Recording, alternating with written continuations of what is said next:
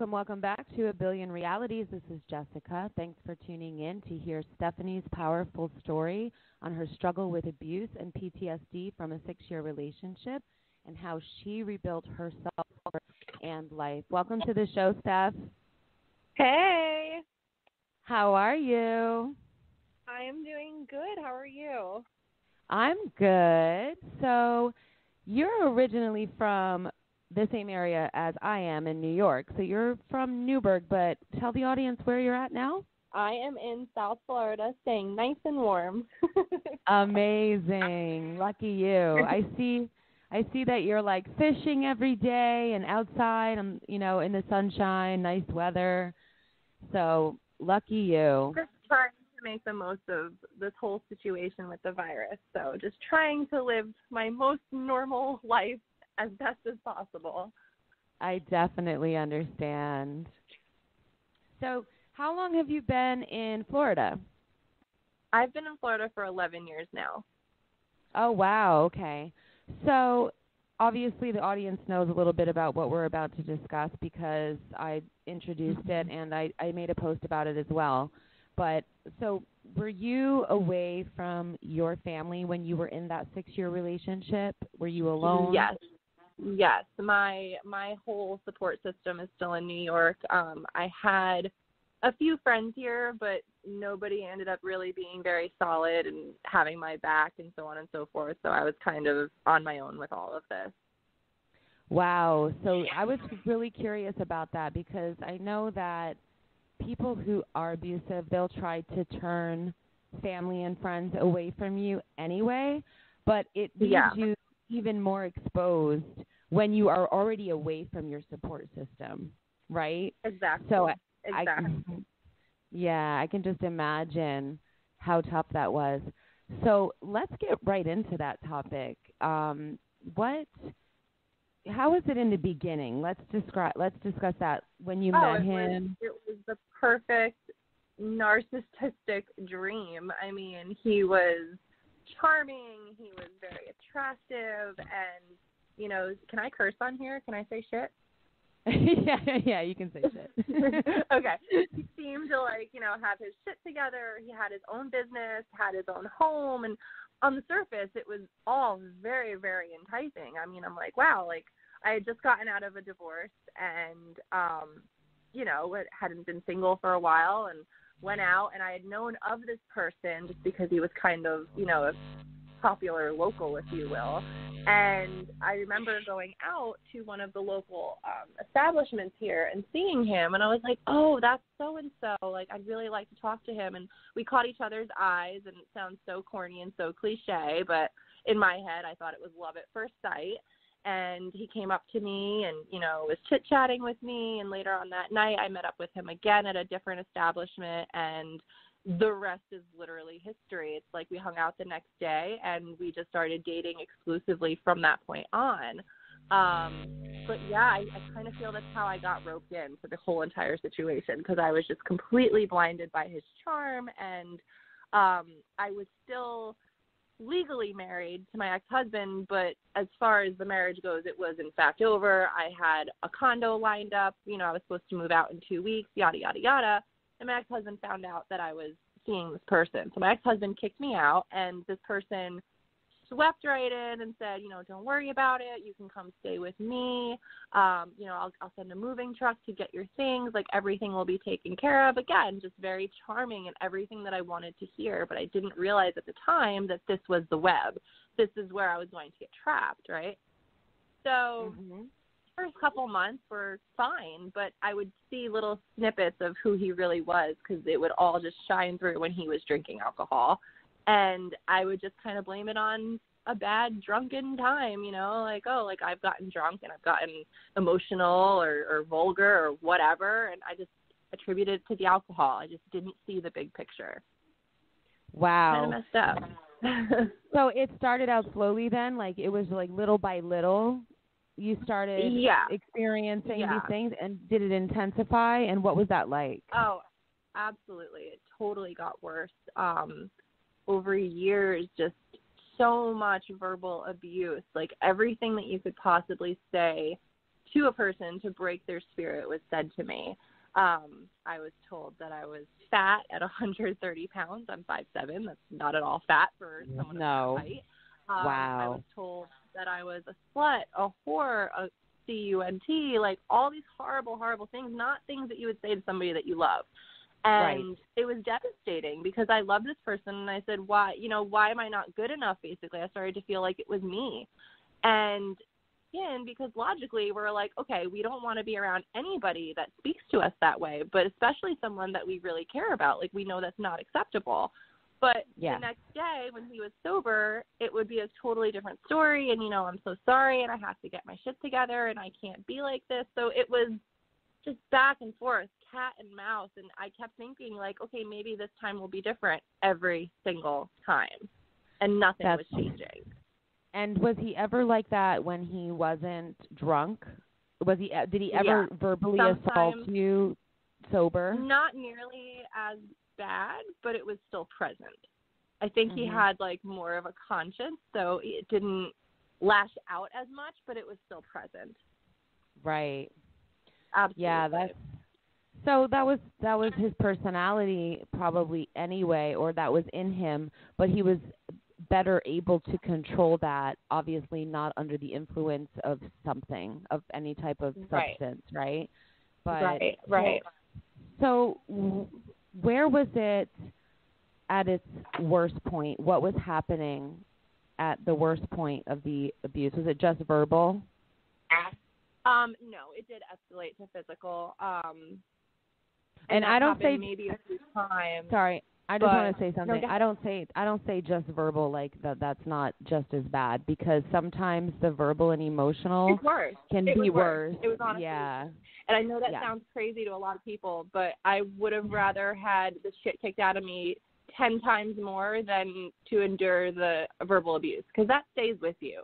That damages your psyche. That stays in your mind. You hear it over and over and over, and maybe that's the PTSD, but you get a paper cut that goes away. You get a bruise, it goes away. But things like that stay with you, and they're far more damaging to your whole well-being. Yeah, I think it's, I can't really say one is worse than the other. I think that they're fairly equal, because the PTSD that comes with physical abuse is also brutal. I mean, you know what I mean? So, but for the sure. emotional... Not to downplay, No, but the emotional is absolutely, you're correct. Like it stays with you, the verbal stuff and all of that tearing down of a person. Like it really, it's hard to move past it. Like you really have to be around healthful, supportive people after that. And that's what's so hard, because like I said, my whole family, all my close friends, they were in New York, and any friends that I met through him, supported him. And some of them saw what was really going on, but they were all kind of still in that, like, drunken lifestyle of, like, they reminded me of, like, Peter Pan people. Like, we're in our 40s and nobody's acting like they're in their 40s. They're just at the same bar every day getting drunk. So it was hard for people to sympathize for my situation, because they themselves were supporting very similar behavior. Right. So okay, so we were let's back up a little, because I cut you off, and I'm sorry about that, but I just wanted to clarify the verbal versus the physical. It's just both just as damaging. But so at what point did it escalate into something more severe? I mean, there was just so many instances. Like, he would just literally get me out of my mind. Like, he would tell me things and I almost started believing them. And I would just get so upset to where I couldn't even think straight. I felt like a complete psychopath, because I was just screaming and crying, but just feeling so desperate. I wanted comfort from him because I loved him, but he was the person who was making me miserable. And, like, he would just say the most heinous things, like, you deserve to cry, or you deserve this, or you did this to yourself, or you're making yourself cry, you're hurting yourself. Just no sense of accountability. And that just started to mentally wear on me. It was just crazy. Wow. At what point did you feel yourself like, I'm breaking down because of this relationship and because of this abuse? And significantly towards the end, I started having, like, I call them mini breaking points, because they were pushing me in the direction that I needed to go in to get out, but it wasn't enough. Like, it was just kind of like the shoe in the door type of thing. And I'm like, all right, like, I'm almost there. But, like, then something would happen that would, like, drag me back. But significant things, like, the last year, we broke up in 2018, and it was our anniversary weekend. And we had plans to go out of town. And I got out of work, and he was supposed to, like, you know, have everything ready. Like, we were going to leave as soon as I got out of work. And I get out of work, and he's at the bar. And so I call him, and I'm like, hey, we have plans. Like, what are you doing? And he starts, you know, and of course I'm pissed off because we had an obligation. Like, we had plans. And he didn't like my attitude. And he said, I was going to bring you, we were going to go, like, somewhere on the other side of Florida. He's like, I was going to bring you there, but now I'm not going to bring you there tonight. Like, he was punishing me. So any other time previously, I would have just gone home and cried and dealt with it. And at that point, I said, okay, F you. And I got my dogs in the car, and I packed my shit, and I went to where we had plans to go. I was like, no, I'm not going to do this. Like, I'm going to go enjoy myself. And I got to where I was safely, and I turned my phone off for the night, which is something I never really would have done. And that's how I knew I was kind of like growing balls, per se. Because I was like, I've had enough. Like, I need to start living. So that was one instance where I just started to kind of stray away. But even the next day, he called me and, you know, was apologetic and came and met me at the place that we were at. But it was just, I don't know. In hindsight, like, I really questioned the genuinity of the whole situation. Wow. On his end, especially. Right. So all these claims and all these times that he promised to change and that things were going to get better, they actually just got worse, right? Absolutely. Absolutely. If they got better, it was for literally 3 days. I remember him getting blackout drunk one night and coming home at like 3 or 4 o'clock in the morning, and he had gotten into a bar fight, and the next day you can tell his brain is just fried because he was doing cocaine also. So his brain, like, the next day he was just like a totally different person, like trying to come back to life, if you will. And he said, you know, I want help. I said, well, let's go right now. Let's go to an AA meeting. We went to the AA meeting, and he cried, and he said, you know, I really think this is what I need. And 2 days later, he's drinking a beer. What are you doing? He's like, well, it's just beer. It's not liquor. I said, that's not the point. I said, you're not addressing this problem. So it would temporarily get better, but then it would just nosedive and be so much worse. It didn't help the situation that his parents completely enabled him. He was an only child. His mother completely coddled him, was in total denial of all of his behavior, supported all of his behavior. And that was another indication to me that nothing was ever going to change because nobody was making him have accountability. His mother was enabling that, you said? His mother and his stepfather, yes. But more so his mother. His mother always said, he's perfect. He is perfect. That's one of the biggest problems with narcissistic men is that their mothers are so enabling of their behaviors and refuse to ever see the types of things that they're doing, or, you know what I mean, like any of their behaviors. I found that can be a common thread with not all of them, but some of them, right? Absolutely. Yeah, and that's probably already a codependent relationship between a mother and a son anyway, where they both, do damage to each other, but they're so dependent on each other. So it's just one of those types of dynamics. So it at what point? Like, subconsciously reminded me of like Norma and Norman Bates. Really, it was just a little out there. Wow. So at what point did the abuse become? Actually, let's talk about the physical abuse. How did it start, and what did it progress to? It happened, fortunately, just a handful of times, and that did happen when he was blackout drunk. Not to excuse any of it, but that's you're just really what happened. But he would be so effed up on substances. I remember looking in his eyes one night, and he had no sclera. Like, there was no white to his eyes. It was just black. And I was like, this is so terrifying. And I remember I was standing in front of him, and the bed was right behind me. So, like, imagine, like, you're standing next to your bed with the backs of your knees on your bed. You feel me? Like, you're kind of leaning into your bed. And he pushed me back into the bed, and I, went onto the, I didn't get hurt per se. And I went to stand up, and he grabbed me by my throat and threw me into the bed again, and repeated that, like, probably 4 or 5 times. Grabbed me by my arms. I woke up the next day. I was covered in bruises. And I just kept saying to him, why are you doing this? Why are you doing this to me? I love you. Why are you hurting me? And he had no answer. He kept telling me, I didn't hurt you. You hurt yourself. And that's just, like, what they always say. F with your head, because you're like, no, bud, I'm not strangling myself. I'm not punching myself in the arms. Like, this is crazy. Oh my God. And just the like I said, like, the verbal was just so much far worse, and he had me genuinely scared. I mean, one night he told me, he came home towards the end of the relationship where I set up the guest room to be my room, and I'm like, this is just not right. Like, I'm living with my boyfriend and I'm sleeping in the guest room. But I was doing so because I had to get up and go to work every day. Like, I had a schedule. He had his own business. His parents enabled financially, so he got to wake up at 10, 11 o'clock and live like a 19-year-old at 30-something years old, and I didn't have that luxury. I had to go to work at 8 o'clock every morning, and he would come home 3, 4 o'clock in the morning drunk.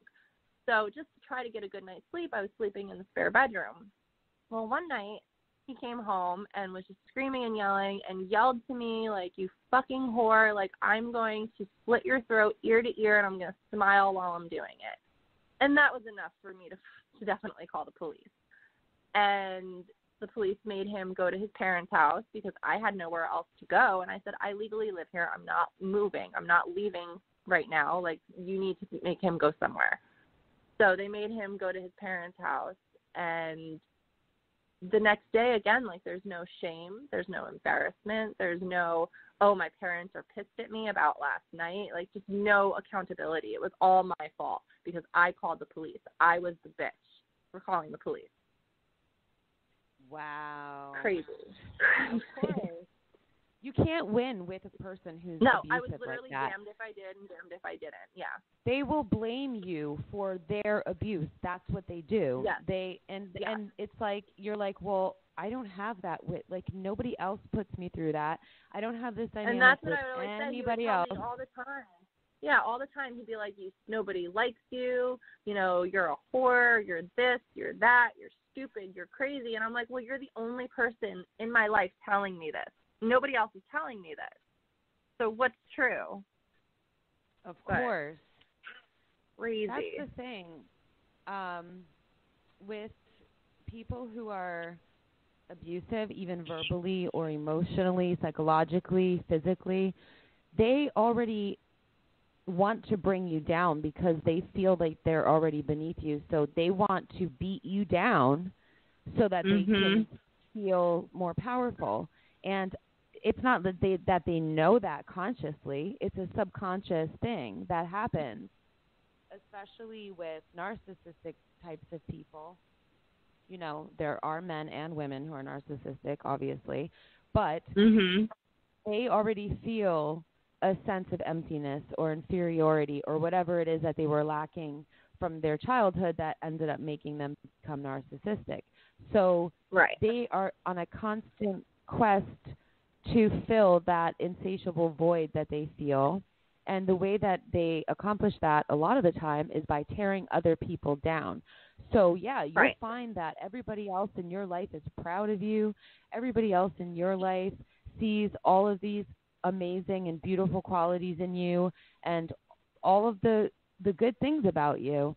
But they're the only ones in your life who will be saying the worst things, doing the worst things, and then somehow they still find a way through their abuse to blame it on you. And you know how they do that, and I'm sure you experienced this, is by using your reaction to their abuse to say that it's your fault, that you're like this, well, you're like that. And you're like, no, I was actually broken down and reacting. And that's what makes me so crazy because it is. It's a mind. All these hurtful things to me. And then, of course, maybe I reacted poorly, so to speak. But how would anybody react? Somebody would obviously get upset, and then the second I got upset, he would laugh and say, "You're fucking crazy." Yeah, because that's part of the game. Look at you. That's Look all. at you. You're Yeah. nuts. You can't control yourself. All of the above.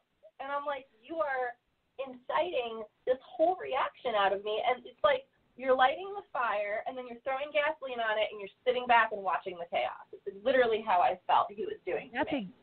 That's exactly what they do. That is exactly what they do. It's such a feeling of turmoil. The bottom line is because they don't love themselves. And like you were saying, there's something from the past that they're continuously trying to match or fulfill. And in this person's case, it was a relationship with his biological father. His biological father skipped out when he was younger, and, his mother ended up marrying a very affluent man who loved him very, very much, to the point where he legally adopted him and gave him a beautiful life financially. Like, he never had to worry about anything.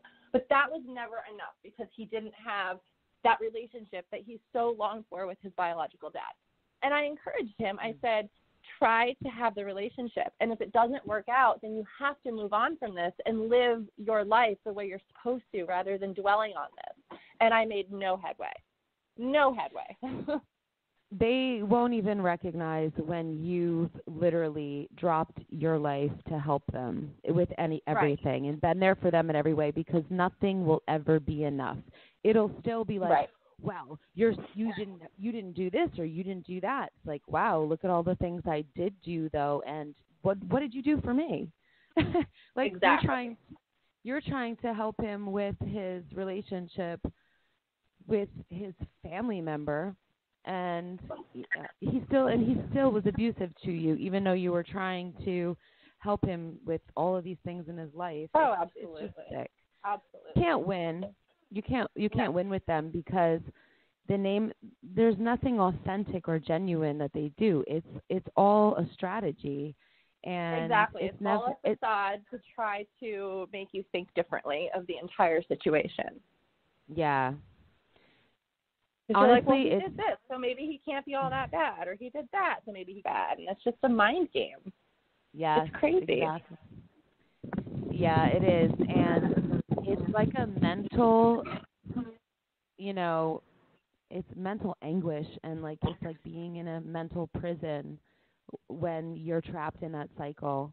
It's not until you step outside, right, and finally get away from it that you can be like, oh my God, what was I just in? This was the most effed up situation, It's so true, because you don't see it, because you don't want to see it when you're in it, because you want to see the good in that person. You want to believe that this can't be, like this could be better, and so on and so forth. And I put up with a lot of shit, more than I ever should have. And the breaking point for me was when I went out with a girl. This is towards the end of the relationship. I had been staying at a girlfriend's condo and not staying with him, but we were still technically together. And I went out with a different girlfriend one night to a bar and was approached by a girl who I had never met before, but she knew my name, and she said, I'm sure you've heard of, what happened with me and we'll say Bob. We'll change names here. We'll say Bob. I'm sure you've heard about me and Bob. Yeah, I said, I'm sure you've heard about me and Bob. I said, no, I haven't. Why don't you pull up a chair and enlighten me? And she proceeded to describe the inside of his house. She told me that they were together 2 years ago when I was in New York visiting my family. He had told her that I left him and left my dogs. My dogs are 10 years old. I've had them since they were puppies. They are my children. I would not leave my dogs with anybody. Told this person that I left my dogs there and moved back to New York. All completely false. I was home for my father's surprise party. All completely false. So that was my kicker right there. I said, okay, I've had enough. It's one thing that you're treating me like shit. None of that's excusable, but on top of this, you can't even be a decent person. I mean, you're just total scumbag all around. So I had the girl call his phone number, and I was talking in the background, and I said, he tried to deny it. I said, you are so effed up. I said, she told me everything. So the next day I go to his house, I'm packing all my things, and he's like, she's lying, she's making it up, that didn't happen, and still just vehemently denies it. And I'm just like, no, there's no denying this. You can't deny this. You can have the facts in front of their face and tell them, I already know, and they'll still lie. Oh, yeah. He just kept saying I was crazy. And, this girl was crazy, and she was lying, and this, that, and the third. I said, she's got no reason to lie to me. You realize it's always, there's no reason. Yeah. It's always everybody else to them. Yeah. It's always going to be everybody else's fault. Everybody else is crazy. Everybody's a liar. I didn't do anything. Wasn't me. It's everyone else. That's the name of that game. So you finally get out of it at that point. Was there any looking back from that point where you moved on? For sure. Okay. There usually is. Still. I left. I went and moved into that girl's condo, the friend that I was staying with, and still talked to him, but, started to really distance myself and really cut him off for quite some time. 2 weeks or 3 weeks after I found out he had been cheating, I totaled my car and almost died in a car accident. So that also kind of helped shift my psyche. Like, in an instant, my life can end, and this is not how I want to, spend my life up until that last moment, being abused and treated like shit. And, so that was another serious stir that kind of swayed me in the direction of which I needed to head in as well. Mm-hmm. But we tried. We got, I got into my own place after that. I stayed at that girl's house for a while, didn't talk to him for quite some time, and then we started talking again. He told me he loved me and he missed me and how he wanted to try again. So he ended up coming to my new place, and, nothing changed. Still nothing had changed. He would come up here and just be abusive and just talk trash about it, never happy for me. There's always a problem. There was never any genuine happiness for me. It was almost as if he was jealous of me. After we split, after we had split, I started traveling and saving my money and being more responsible with my money and just all around having more balance in my life. And he found out about it. He's like, oh, you think you're so cool because you're going to California and you're going here and you're going there. And I said, no, I don't think that I'm anything, but I think you're jealous. And that's what it is. These people don't love themselves, so they'll never be able to love you the way you deserve to be loved. And everything is a threat to them. So you traveling is a threat.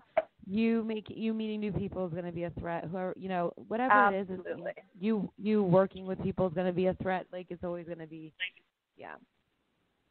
Well, so you ended up back with him a few times.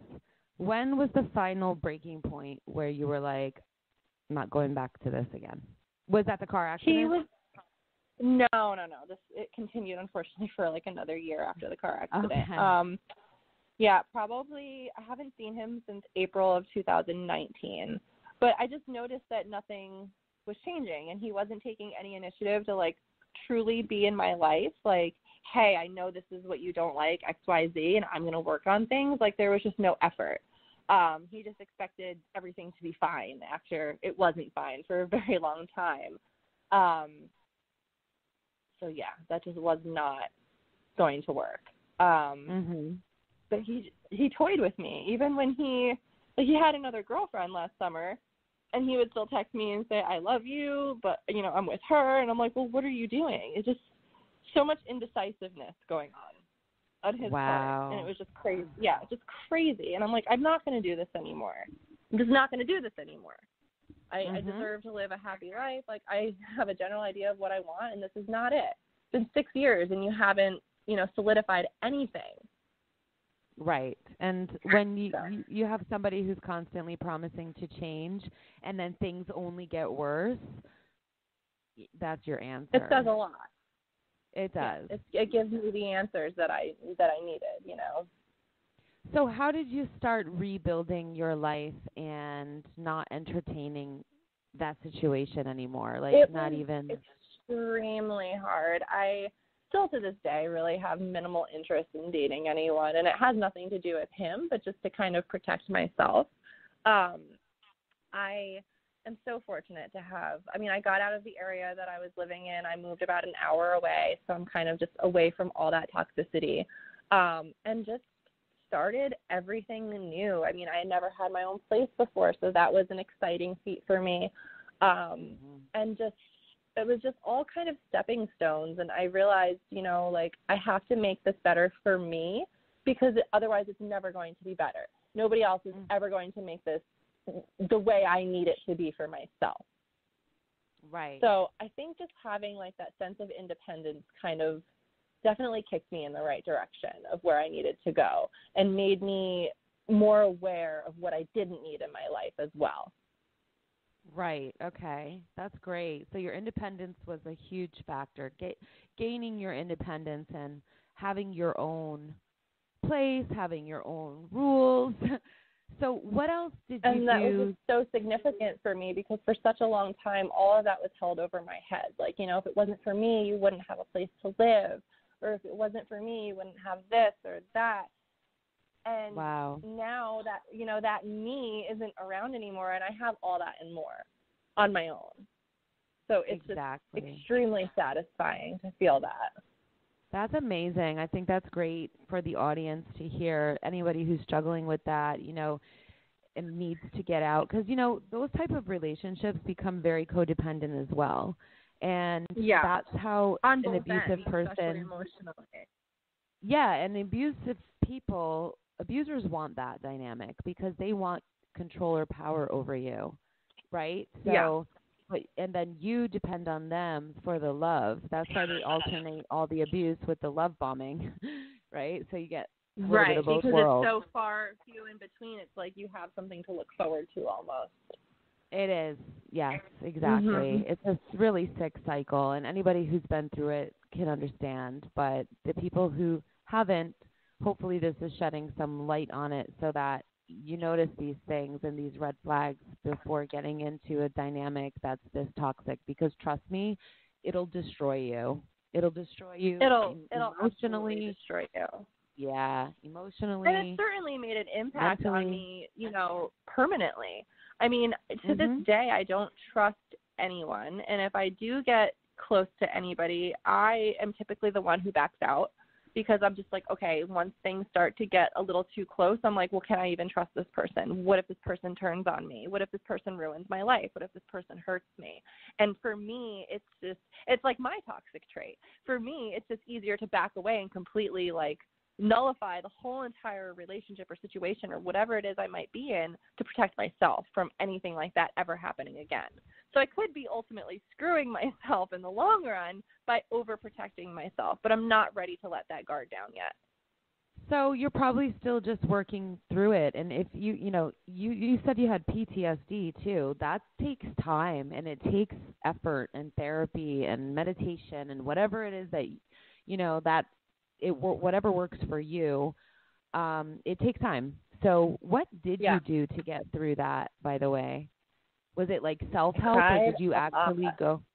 I don't have health insurance. I desperately wanted therapy but could not afford it, and it was all self-help and just like talking to myself a lot and crying a lot and just a lot of awareness, like, you know, okay, like this sucks right now, but this is going to be okay. Like literally just talking to myself, like a crazy person. But that's the only. I really don't know how I even got through it, honestly. But that's hard. Not crazy. That's like affirmations in a way. You know what I mean? Like building yourself back up. That's a much better term. Yeah, that's a much better term. Look, here's the thing. We all talk to ourselves. So it's a matter of is it negative self-talk or positive self-talk, right? Exactly. So, and the thing is when you're and when you're stuck in an abusive cycle with a person who's especially emotionally, verbally, psychologically abusive, they will twist things around to make you sound like the worst person on the planet. And it's usually because they're projecting everything that they're doing or have done in their lives onto you. And Right. it's so damaging. So it's so important to have positive self-talk after you finally break out of that cycle, because it's impossible to have positive self-talk when you're in that cycle.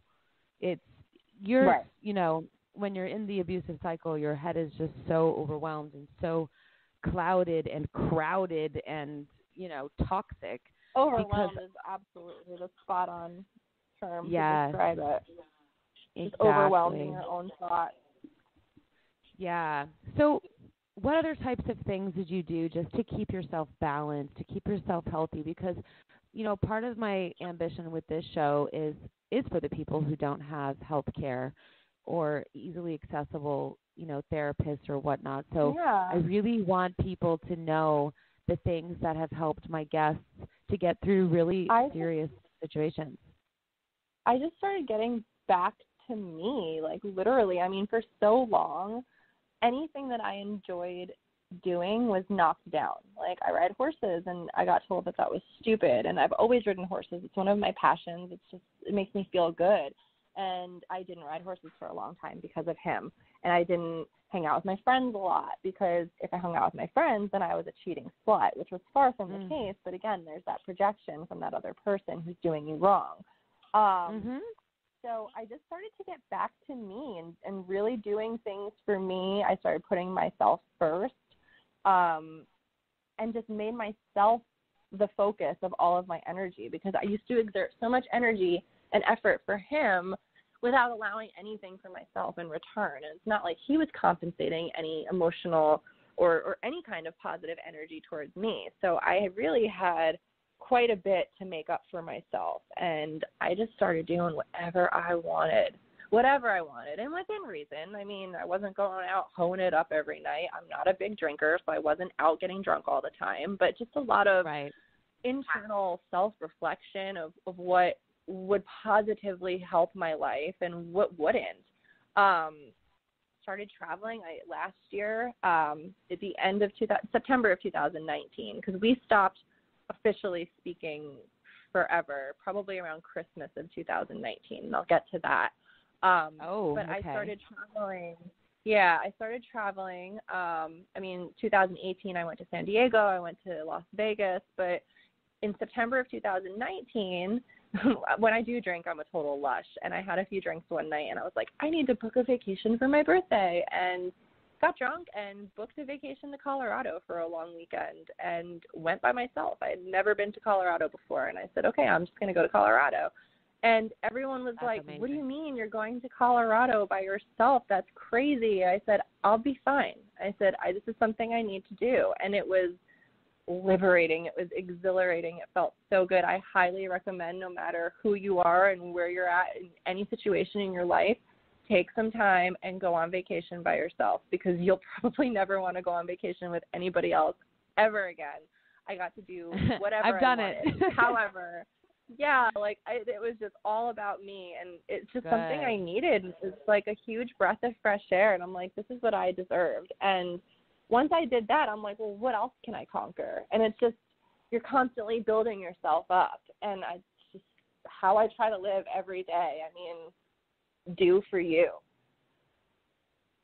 I think that's so important and great advice, because part of the thing that we stop doing, you know, when we're in an abusive situation is taking care of ourselves properly. The self-care goes out the window because the relationship is so consuming, and abusive people are so demanding, especially if it's narcissistic.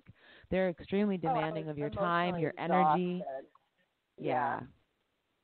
It took a while to get back on my own routine and have a healthy, normal sense of normalcy, you know. Mhm. But that's great advice. No, and that's my issue too. One of my other toxic traits is when I'm in a relationship, I give that person all of me, and that's something that I have to work on, because I can't keep doing that and expecting it to be reciprocated, because a lot of people aren't like that. But I have to remember, okay, whatever, the energy spread has to be fair. If I'm going to give somebody that much attention, I have to give myself that attention too, because I deserve that. Definitely. And that's another thing that I think is great advice. It's like when you're in the beginning of the relationship, because women are nurturers by heart, by nature, Exactly. we want to give, we want to help, we want to take care, we want to, shower with love and affection and attention.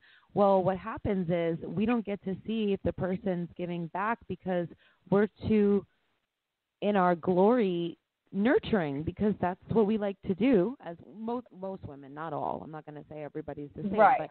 by nature we are, because that's why we have the babies, right? But right. the point is we give and give and give in the beginning, and then at some point sometimes we realize a little too late that that person isn't taking care of us at all. That person isn't giving any effort. That person is just taking all the effort, all the love, all the energy, and, really not reciprocating anything. And guess what? We taught them that. We taught them that Right. was okay, because we do it for 6 months into the relationship or whatever it is. So, yeah, that's good advice. Like, make sure going into it that there's a balance. There's a balance between the effort that's given and the love that's given and the energy.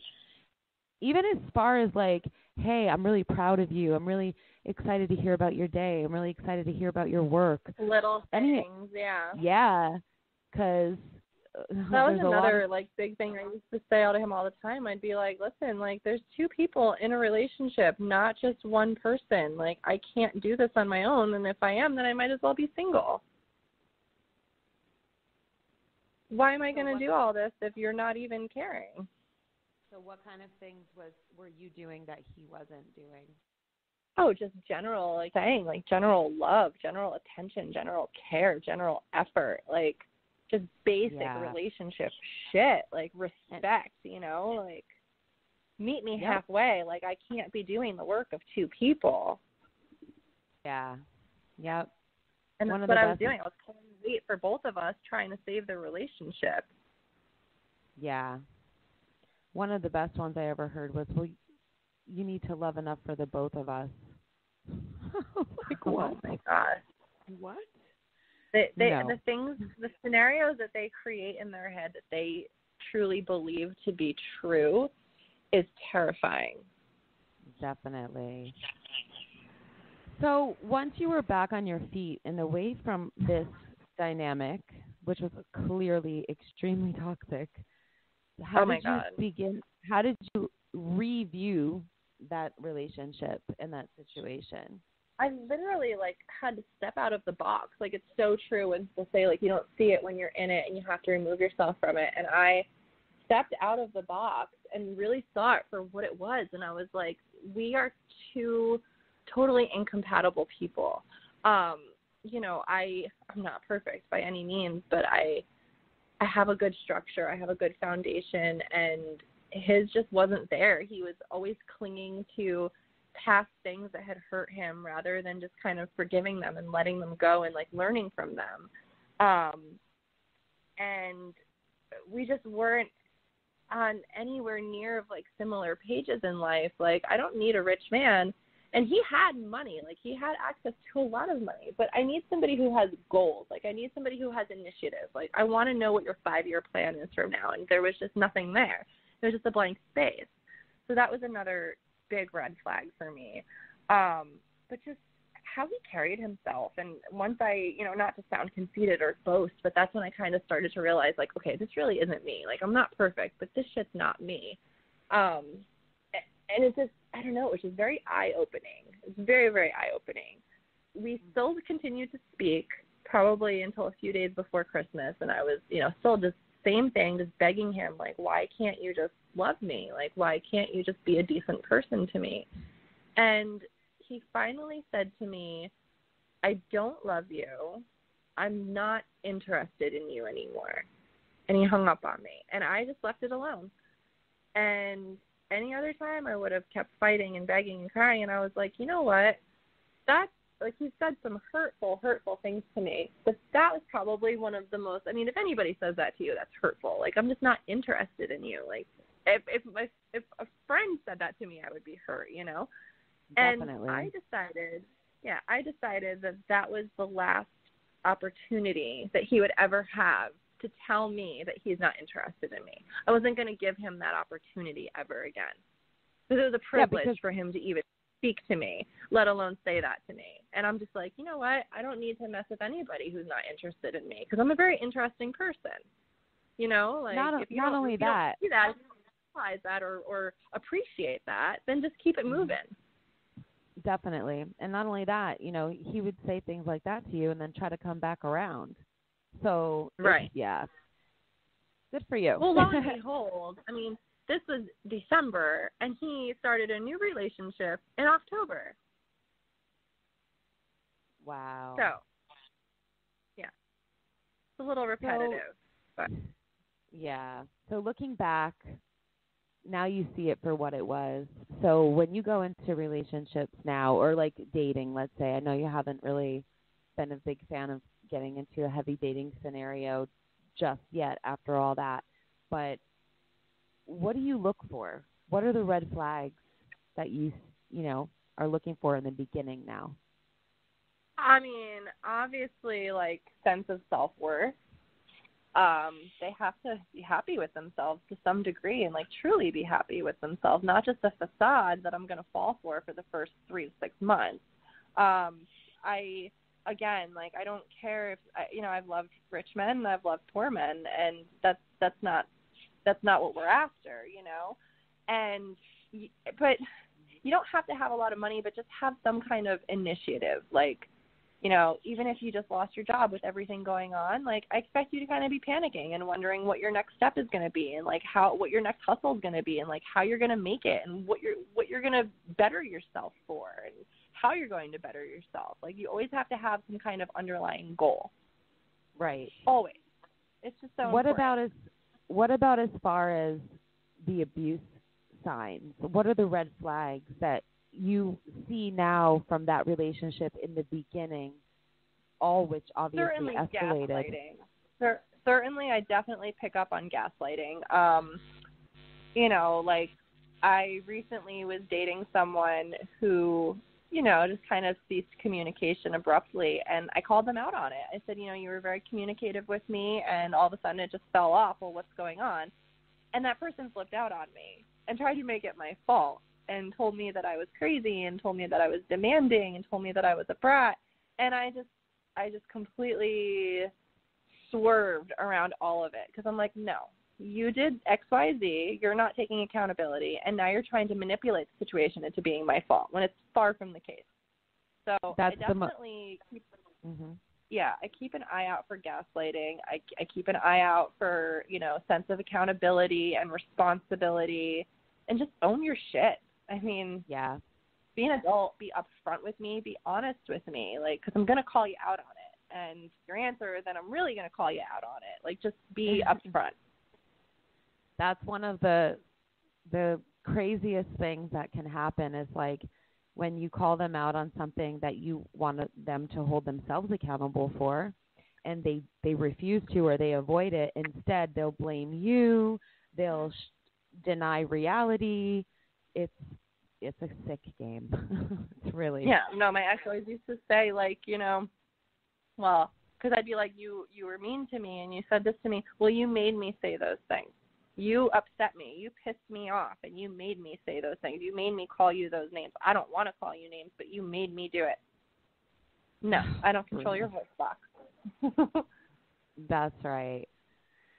Well, I'm glad that you're out of that, and, you know, you got through the major part of the PTSD. Do you still feel like you have a certain level of PTSD after all of that, and what is it like now?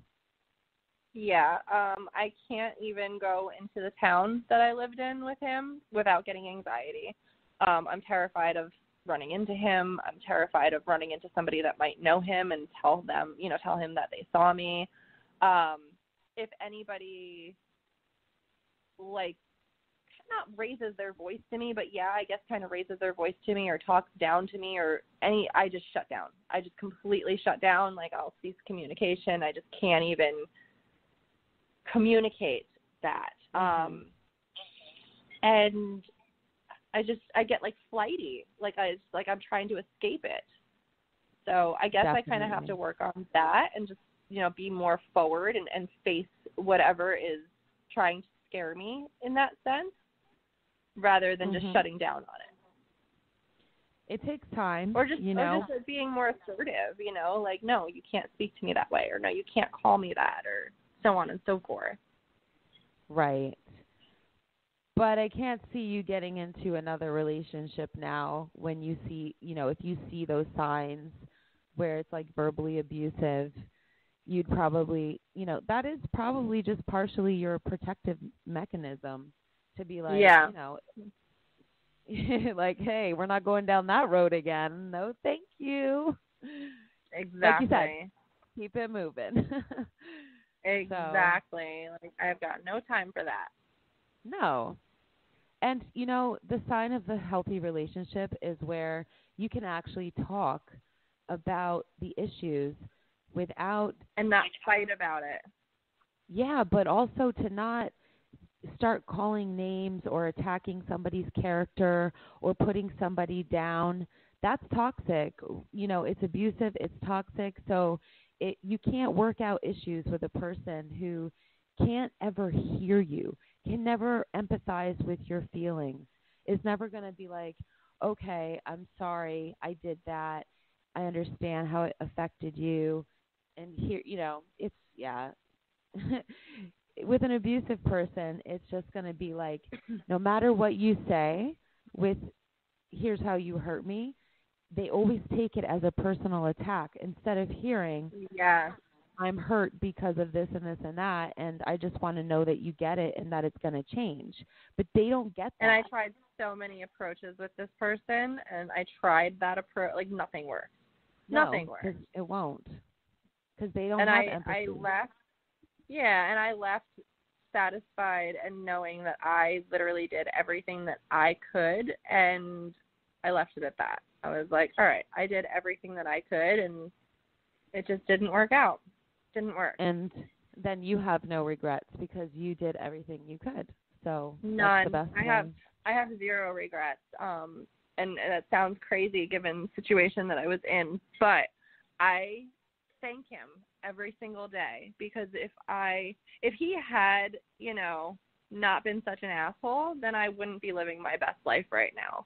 I wouldn't have gone to all the places that I've traveled to. I wouldn't have met the new people that I've met. Like, just so much expansion in my life has happened in the past 2 years that he and I have been separated, and I don't feel that it would have happened if we were still together, especially the magnitude that it has.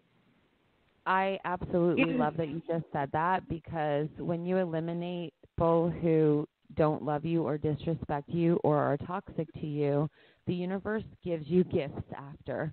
And absolutely. It opens, you unblock yourself because when you're with a person who is constantly hurting you, it's bringing your energies to such a lower vibrational place, and that's because that's where they're at. So they're bringing you down to that level.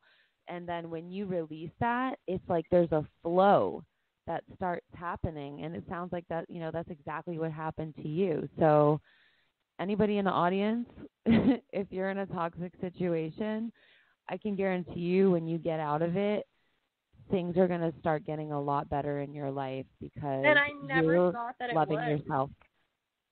You don't. I never because you're thought that I would down. get to the point. Yeah, like I never thought that I would get to the point where I'm at today where like it just all seemed so out of reach. Like I would think to myself, well, maybe like I can save money and maybe I can get my own place. And like all of that just totally seemed unfathomable. And now I'm just like, I should always have money saved. I should always have things for myself. Like it's without question. Like this is just how it should be. And my life is so much better off. I can literally breathe.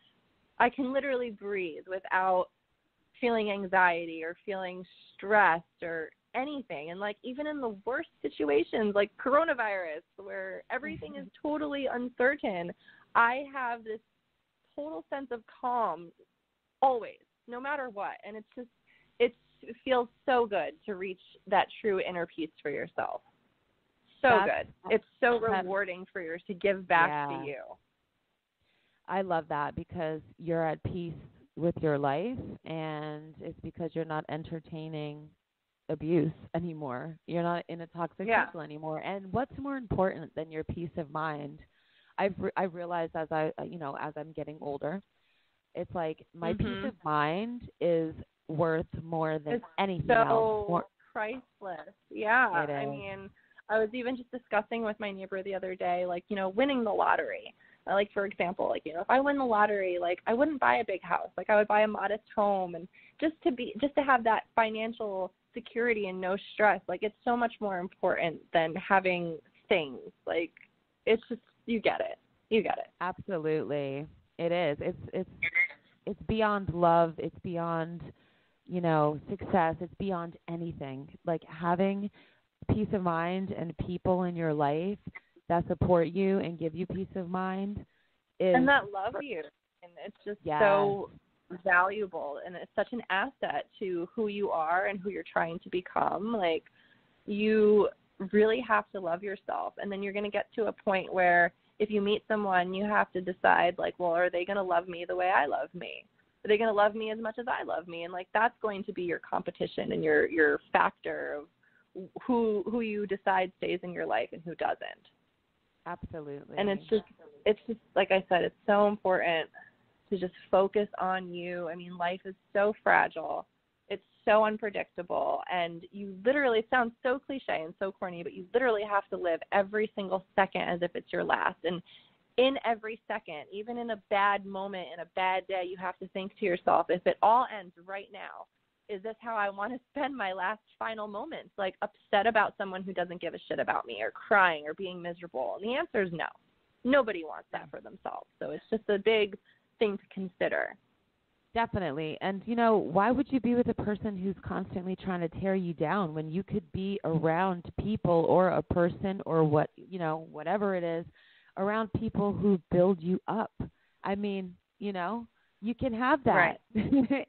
You got to know you can have that because it exists, and don't settle for somebody who constantly wants to hurt you and does hurt you when you could literally have the opposite. Even if it's just in the form of family and friends, that's still better than having a relationship with somebody who's constantly trying to diminish you as a person, deteriorate you. And then once you get to the point where you really love yourself and you enjoy yourself, and like, I'm alone 90% of the time, but I'll tell you right now, I am lonely maybe 5%, because you have to, like, really just get in touch with yourself and love yourself, and then nothing will be able to touch that. I mean, you'll be so content with yourself, and it's challenging. I mean, it's not easy. But once you get to that point, you're just going to be like, why did I even care about any of that mess? Like, that was all just a waste. If I do have any regret, it's that. It's why did I waste so much time? And not to say, that it was a waste in the sense that it didn't teach me things, but time is something we can't ever get back.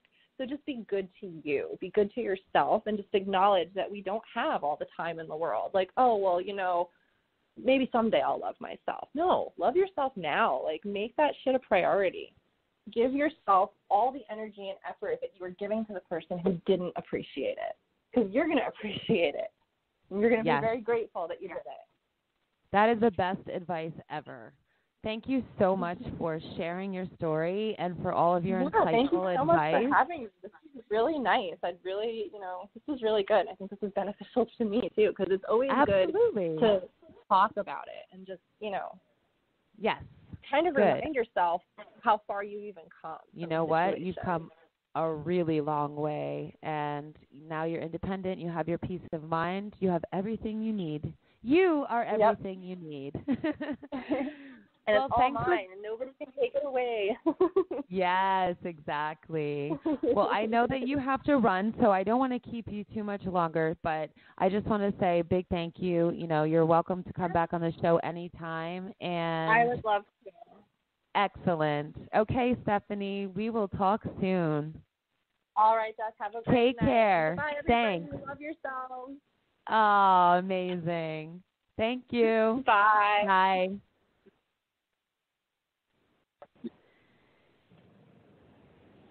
Hello, Jamie. Are you there? Yes, I am.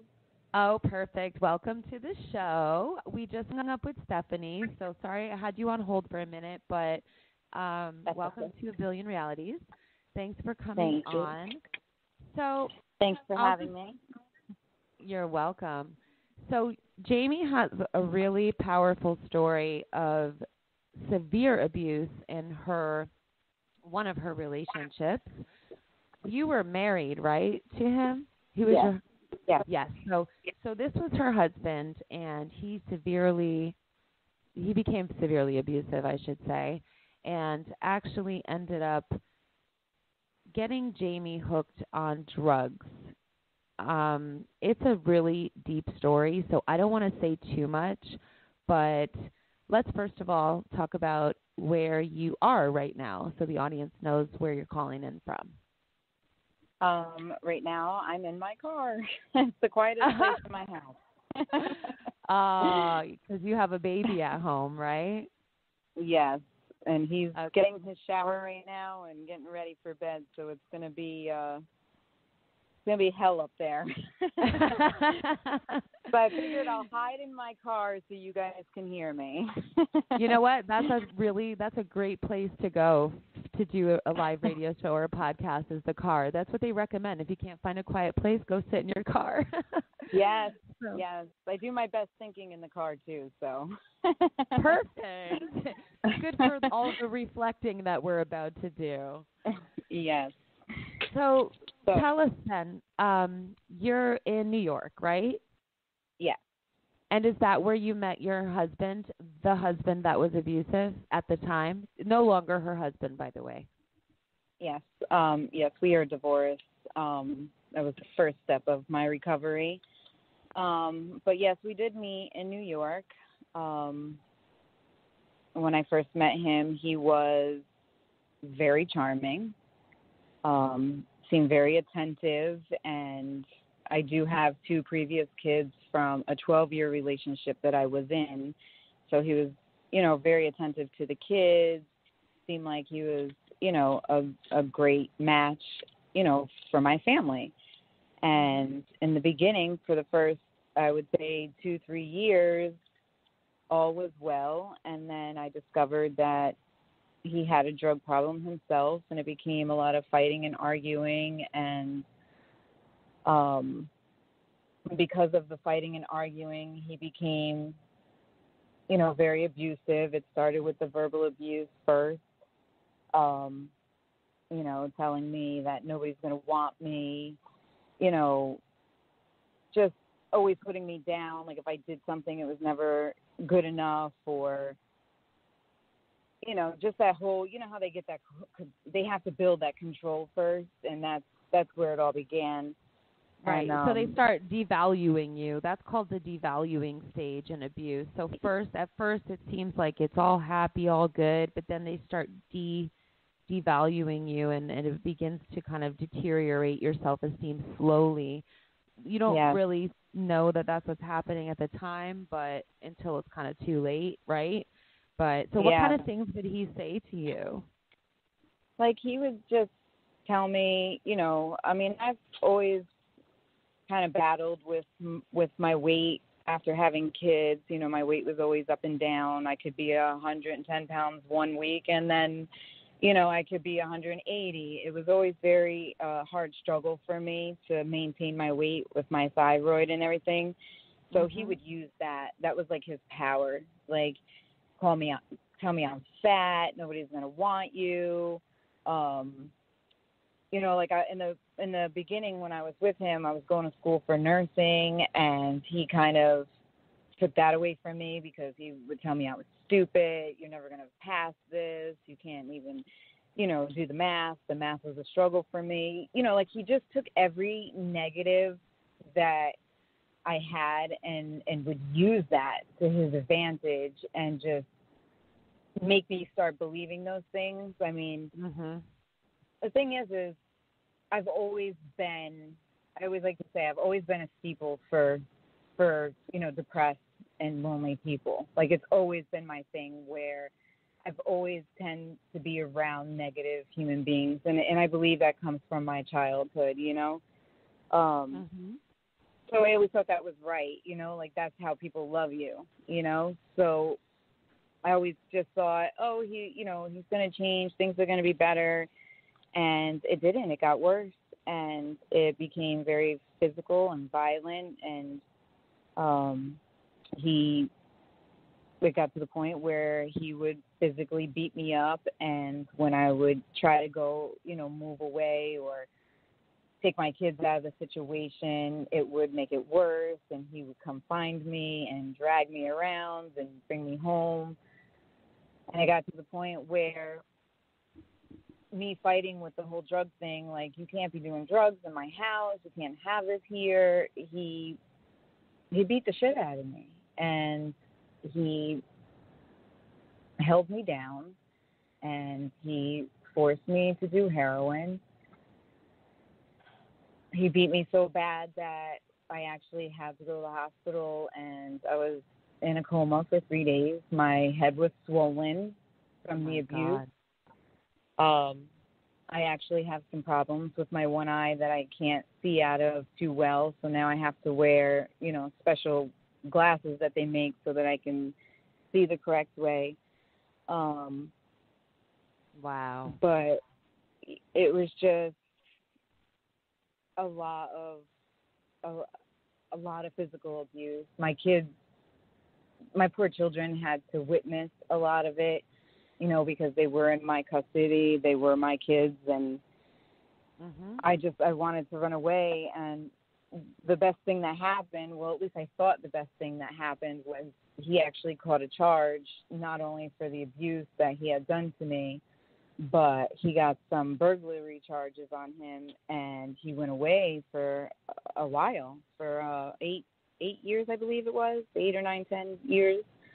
So I thought that was my getaway, and I was going to, be able to be myself again and get my kids, the therapy that they were going to need, and get my family back together. But little did I know that the week that he beat me and forced me to do, the heroin, that I had an addiction. And being in the hospital and them having me on pain pills, I didn't get that, that away time to be able to actually heal. So when they released me from the hospital, I was still addicted.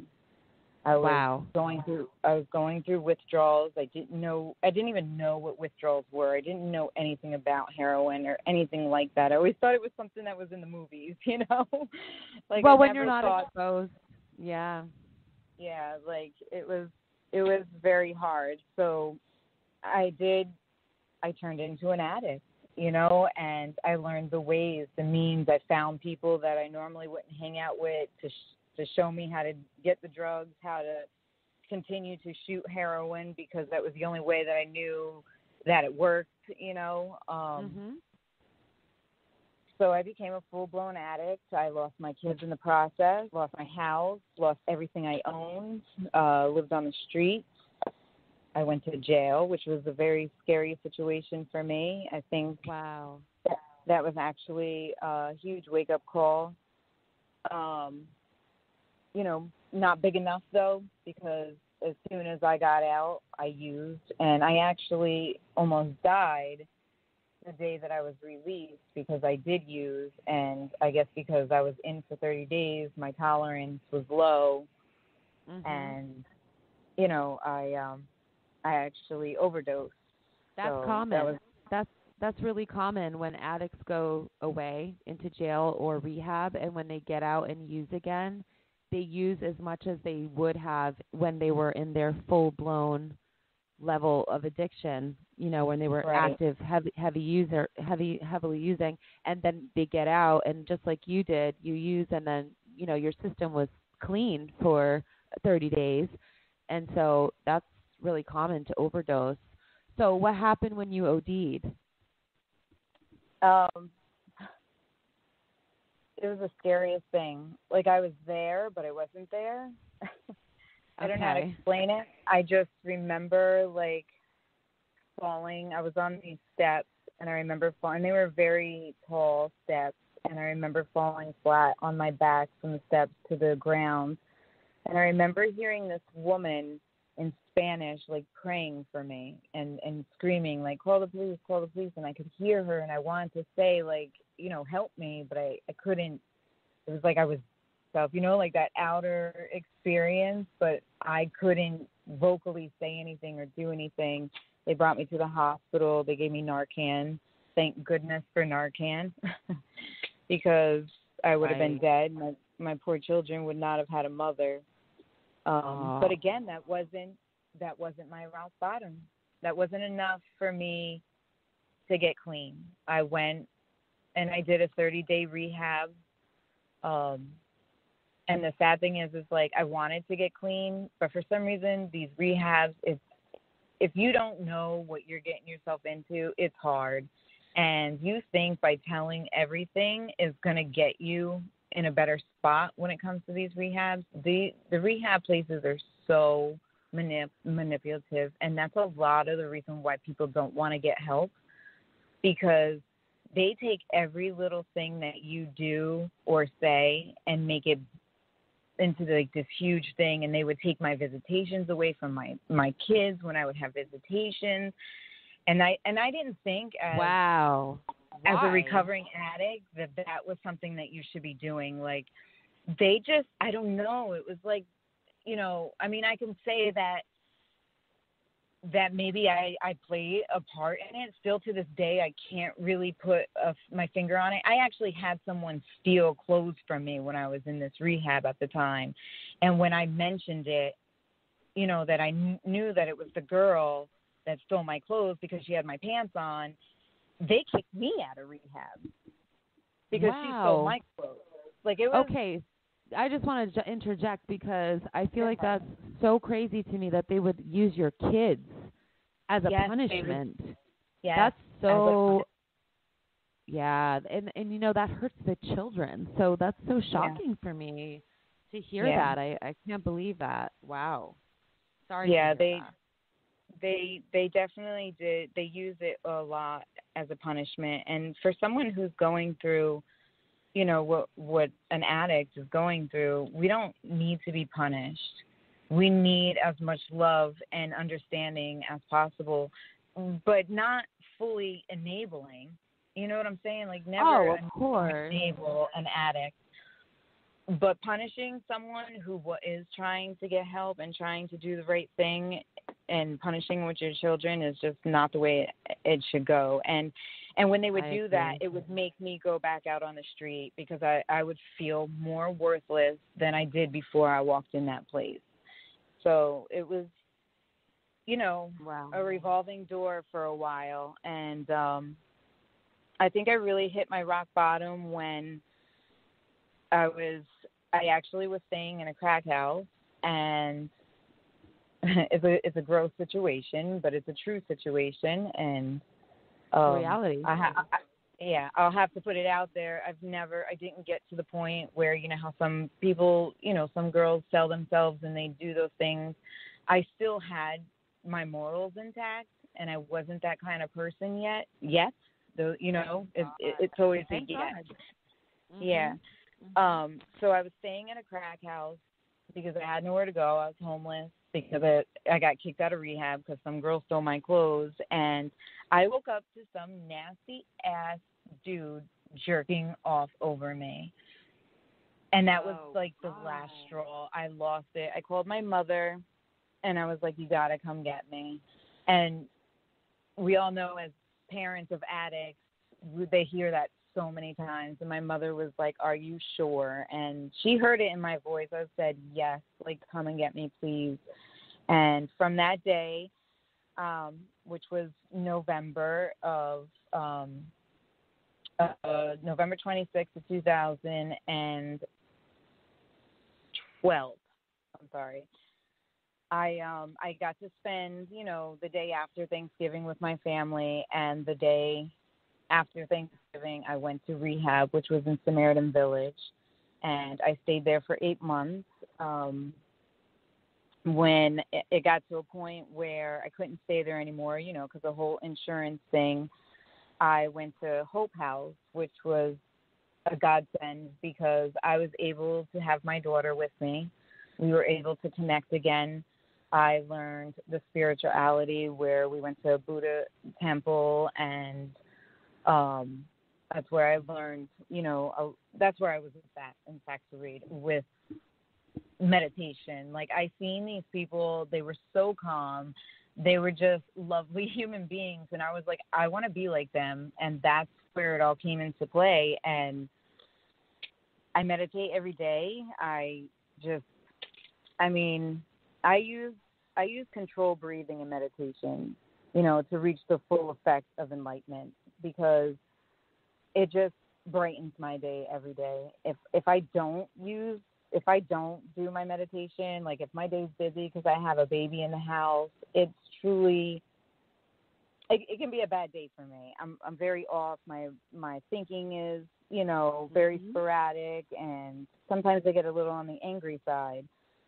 But I recommend, the whole control breathing and meditation. Like, if you regularly practice control breathing and meditation together, it helps with so many things, not just with getting your thoughts in place, but it increases, your oxygen level with your lungs. It decreases, stress levels, balances your emotions, and also increases just your all-around energy. And when I meditate, it makes me feel like $1 million. Like, I just feel so much better. And, it helped me to not dwell on the past. Also, I was going to ask you that. Yeah. So let's go back a little bit. So when you started getting into the meditation, was it hard for you to quiet your mind after everything you had been through? Because I know that's a huge challenge for a lot of people. Yeah. It takes practice. It's not something that's going to happen overnight. You're not going to be a master of it, and I try to tell a lot of people, that do ask questions, it's not something that you can just pick up a book and you're going to get it. No, it comes with practice. It comes with learning how to feel your feelings. Because when you're there and you're meditating and your eyes are closed and you're deep in a thought, you're going to have thoughts. And I always tell myself to gather those thoughts, feel those thoughts, and then release those thoughts and move on. Because that's what meditation is for, is to really feel all that stuff. And to me, like, it just really balances out all the negatives. Like, you almost kind of, for myself, it almost kind of puts everything in a perspective. It's like, okay, that's why I went through this, It almost plays like a story when I'm meditating, So this is important, because I want to just say this. I love that you pointed out that, when you meditate, it's not just so you can feel happy. It's so you can feel your authentic feelings. So I feel like a lot of people are confused about that, who don't know about meditation and who are like just looking into it or just hearing about it and they haven't really done it. I think that's so important, because meditation allows you to feel the sadness, the anger, the anxiety, to let it bubble up to the surface and acknowledge it and understand why you have it, why you have those emotions, and to allow yourself to feel it for as long as you need, and then to release it. And that's the amazing part about that process. You're not denying any part of yourself.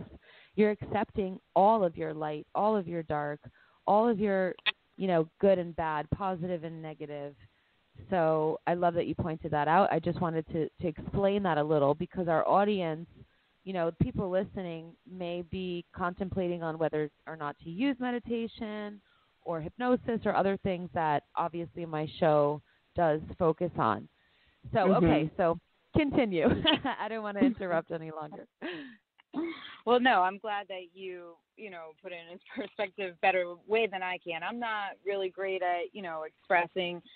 I feel a lot, but it's always been a big thing for me to express feelings. So I'm glad that, you can. Yeah, your story is actually what, describing everything. So, Yeah. from time to time I'll break something down about, those type of things, but it's actually your story that's going to show people, My your story is journey.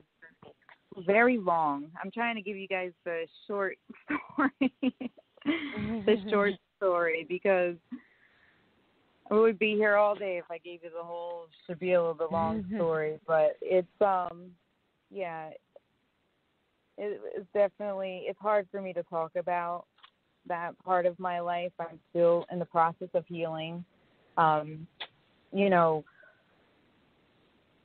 working on yourself is something that takes every day. You have to work on it every day. It's not something that's going to come overnight. It's not. And if you have a bad day, sometimes, my husband today, he'll be like, "Oh, you're so spiritual and this, that. Why are you being so grumpy?" And it's like, I am still human, Of course. I'm still going to have feelings, and I'm still going to, have bad days. It's not going to take everything away. Sometimes we can all be in our feelings, but, in the long run, doing this, and if it's something that any of you listeners are curious on, it really has changed my life in so many ways that, it's like really balances out all the negative and the good, and puts everything to light for me. Like, it really opens up that third eye to be able to see, like I was telling Jess the other day, how I take the bad that I have, endured, and I actually have made a positive about it, because if I never got to experience that craziness that I did with my ex-husband, and the abuse and the gaslighting and all that other crap that he did before the physical stuff, and and then getting into the drug addiction. Like, I was a naive person. I knew nothing about that stuff besides, when you're a kid, of dabbling around and having parties and stuff like that, but nothing ever so severe that today, like, I can tell a mile away what kind of person you are before you even speak to me, So I take that as a blessing that God, really was like, or my higher power, your God, whatever it is that keeps you going.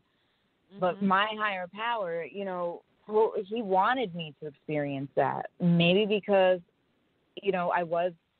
maybe I wasn't being my authentic self and doing the right things, and, maybe I needed to experience that in life. So like I said, your story is so unique too, because your husband abused you to a point where he then basically shot you up with heroin, probably to keep you somewhat docile after what he was putting you through. Yeah, he didn't want me to leave, and he did anything that he possibly could to keep me. And he said that. He said it. He said, if you're addicted to heroin, then you can't go nowhere, because where are you going to get it? You don't know nothing about this. Like, he would boast. He would, make it known, like, you're a piece of shit now, so nobody's going to want you. You're shooting heroin. You're dirty. You're nasty. It was very devastating. And I'll tell you, like, I've been through therapy. I don't really agree on therapy too much, but that's just my, opinion on it. Okay. Tell us about that. Well, I feel like therapy is,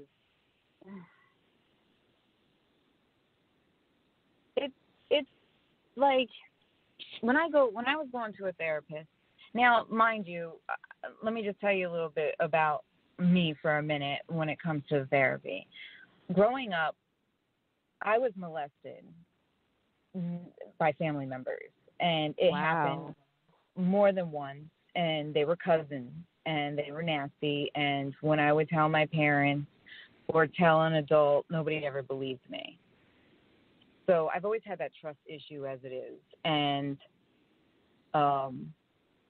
so when I go to a therapist, and I've asked for female therapists, I always seem to get a male, but for someone who's been sexually traumatized, it's hard to like talk to another male, you know, about being sexually abused. Like, and maybe it's because I had a bad experience where it seemed like my therapist only wanted to talk about my sexual actions, and it made me feel really uncomfortable. Like, there's so many other things I could be talking about, but he's like, so how's your sex life?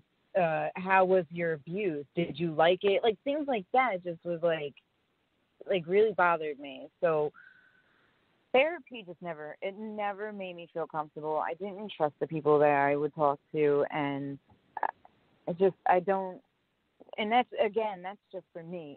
I've heard that's excellent things, you know, with other people, and some people like swear by it, but the only thing I can say that has saved my life is meditation and controlled breathing. So I was going to say, you know, the path to recovery is different for everyone. So I actually like that you're saying this. Now, I'm not opposed to therapy. I'm not saying don't get therapy, because I think there are cases where it's absolutely necessary, but it's not for everyone as well, and it's your choice. But, you know, but you have to find something that does work for you, and you did that. And you going within for you was a better option than going elsewhere or, you know, turning to somebody else. Like you said, you know, after trauma, after abuse, after sexual assaults and, you know, numerous other things that you had been through, it's not a big surprise that you had a hard time opening up to a man, number one, but anybody, because and that you were untrusting. So it makes sense. You know what I mean? And maybe meditation is the better option and going within for other people too. So I think it's great that you're saying that. Because I even felt that way, like, when it came to, like, NA meetings and stuff like that. I've seen it work for other people, but it didn't work for me because my outtake on it was, I'm trying to get away from people who are using drugs, you know, and I felt like I was being put in the fire because, if anybody who's ever been to an NA meeting, you got newcomers coming in, you got people coming in that are still high. Like, it's a trigger. It's not, to me, for whoever else it works for, that's great. You know, I'm so happy for you, but it always seemed to fail me. It always, and like I said in the beginning, I've always been the type of person that negative people just flock to. It's like I have a sign on me that says, I'm naive, I'm stupid, you can take advantage of me, and I'm going to say yes. I swear. because it just seems to happen all the time. Since I've gotten clean, a lot of people, like, I barely have any friends because I choose that. Not because I don't want to, but because I don't like people taking advantage of me today, and I've learned to, like, say no. So a lot of people don't want to hang out with me that much because I'm a little bit more vocal on the, no, I don't like the way you're treating me, or, you know, something like that. You have to, but that comes with being an empath. So I'm not surprised that, you know, people who are negative or lower vibrational or abusive do tend to, you know, we're like empaths are a magnet for them. So it's not just you. We really are. Penciled out. I do. Sometimes I feel penciled out, though. I'm like, why? Like, I want to scream at people, like, why? Just go away. I get it. I don't need any more abuse. Yes. When I started learning how to say, no, I can't, I'm sorry, I'm busy, I'm tired, I'm just whatever, you know, whatever it is, or no, I have other responsibilities. It was really hard for me at first. I don't know about you, but it was a process to learn. Like, I would feel bad. Bad. I still do sometimes, but I've learned that my mental health, peace of mind, and my balance, it's more important, because when that gets thrown off, my parenting gets thrown off, my work gets thrown off, my relationships get thrown off. So if somebody can't understand my boundaries and respect them, then they need to go, because you my peace of have mind. to cut them out. You do, yeah. So I feel you, girl. I totally relate. I've even had to cut out my own family members. I have a younger sister who I love and adore, but I had to cut her out of my life, and it saddens me because I do love her and I want to be her sister and do what sisters do, but she's not on my level. She's still very immature, still dabbling into drugs, still going out to raves and parties, and she throws her children away to their fathers, she's just not on this, and she had to cut her out, and it hurts me, and she doesn't understand that, and I'm like, I try to explain to her, it's just not healthy for me, no matter, we could be in a room for 5 seconds and we're fist fighting, it's just not a good match. How does she handle you putting that boundary up with her? I mean, after you cut her off. She has made it seem as though that she cut me off. Does that make sense? Yeah, but let her think that. I'm so lucky in that way because my family, they're so supportive and respectful, and I have a great relationship with my sisters and my brother, my parents too. They're not those overly, they respect boundaries. They taught me that, so I'm blessed. I can't imagine having to do that with my sister, so I can just I could just imagine how hard that must have been for you. But at the same time, if it's costing you your peace, and also you can't be around drugs or after what you've gone through, and any of it, does she understand that, or is it just beyond? Okay. It's beyond. She's still very immature, just still very blinded to the fact of life. I don't know. It's she doesn't get it. And she's the type of person where she wants to have a fist fight because she can't vocalize her feelings. I think she's bipolar. But that's bad. Yeah. But it's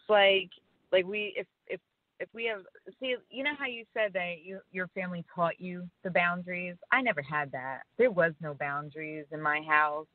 My family, and I told you earlier, the other day, how, abusive my mother was to me, with the name calling and the putting me down. And,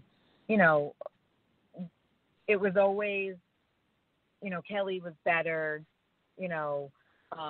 why can't you be more like her or more like your brother? But I laughed today because I'm in, not to toot my own horn, but I'm in a way better space than any of them are today. So it's she'll still, try to knock me down. My mom, she's another one that I have to cut. I only give her a few. She can come visit for about an hour, and I'm just okay, because within an hour she's already putting me down, I've been doing not only just my spiritual work but also body, it all comes together, mind, body, soul, so I've been exercising a lot. I run in the morning, so I'm taking care of everything. And now her biggest thing is now, oh, you're too skinny. Before I was too fat, now I'm too skinny. I'm I can't keep up with you and your negative stuff. So she's another one where I have to always keep my distance from, because that's how we were raised. It was always being ganged up on, my sister and my brother would hear my mother talk to me so negatively that they talked to me that way, that they thought it was okay to teach, to treat me that way as well. And as a child, they would do something, and I would always be the one who got in trouble. I was always grounded as a child, Still to this day, I'm I don't even know why I was grounded, But it was just, I grew up in such there was no family, what do you call that, that connection, that family, we protect each other. We're there for each other. That bond. There was no bond. I couldn't tell you the last time my mother even said, I love you or gave me a hug. Like, there was no affection in my household ever. No affection. Wow, that's so sad. I'm so sorry to hear that. Just so the audience knows, Jamie and I have been friends since we were like 13. And do you remember you used to sleep over my house? Yes. Oh, my God. Yes. So, we had the best times, though. We did. But it's funny because it's funny that we don't pick up on certain things. So, for example, I would be at your house, too. There were times I was at your place, and I never knew that. I never would have known that. So it just goes to show you don't know what people go through and what, what types of situations they come from. So don't be a jerk, And narcissists know how to act. They know when to be assholes and when not to. They are the best actors on this planet, I tell you. Because for sure. A lot of my friends would be like, oh, my God, I would never thought that your mom was like that. And it's like, no, because when you're around, she's a saint. She plays her role. It's like. Wow. So how's your relationship with her now? Well, we do have a better relationship. Like I said before, she still has her comments, and I do tend to shut them down. I've learned the word, hey, you hurt my feelings, no, you can't talk to me that way, or sometimes I might even get back at her. Like when she's like, that sweater makes you look fat. I'll be like, oh, that's funny because those pants make your ass look flat, like I kind of throw it back at her, like, come on, like, was that necessary? Yeah, why? So it's like I almost want to give her a taste of her own medicine, but at the same time, it has gotten a lot better. I did, write her a 15-page letter of, the things that she did do, and if anybody who does know me, and if anybody who's listening who might know me, I am a huge lotus flower lover, and the reason for that is the meaning behind it. And the meaning behind a lotus flower is it's reborn, to be rebirthed. And from everything that I've been through and the situation with my mother, like, I had bought her a lotus flower for her garden and stuff like that because of the meaning. We have gotten so much better. Things are looking up. She is starting to, she might not say I love you, but she'll be like, a heart and a kiss. I get a heart and a kiss emoji. So that's a start.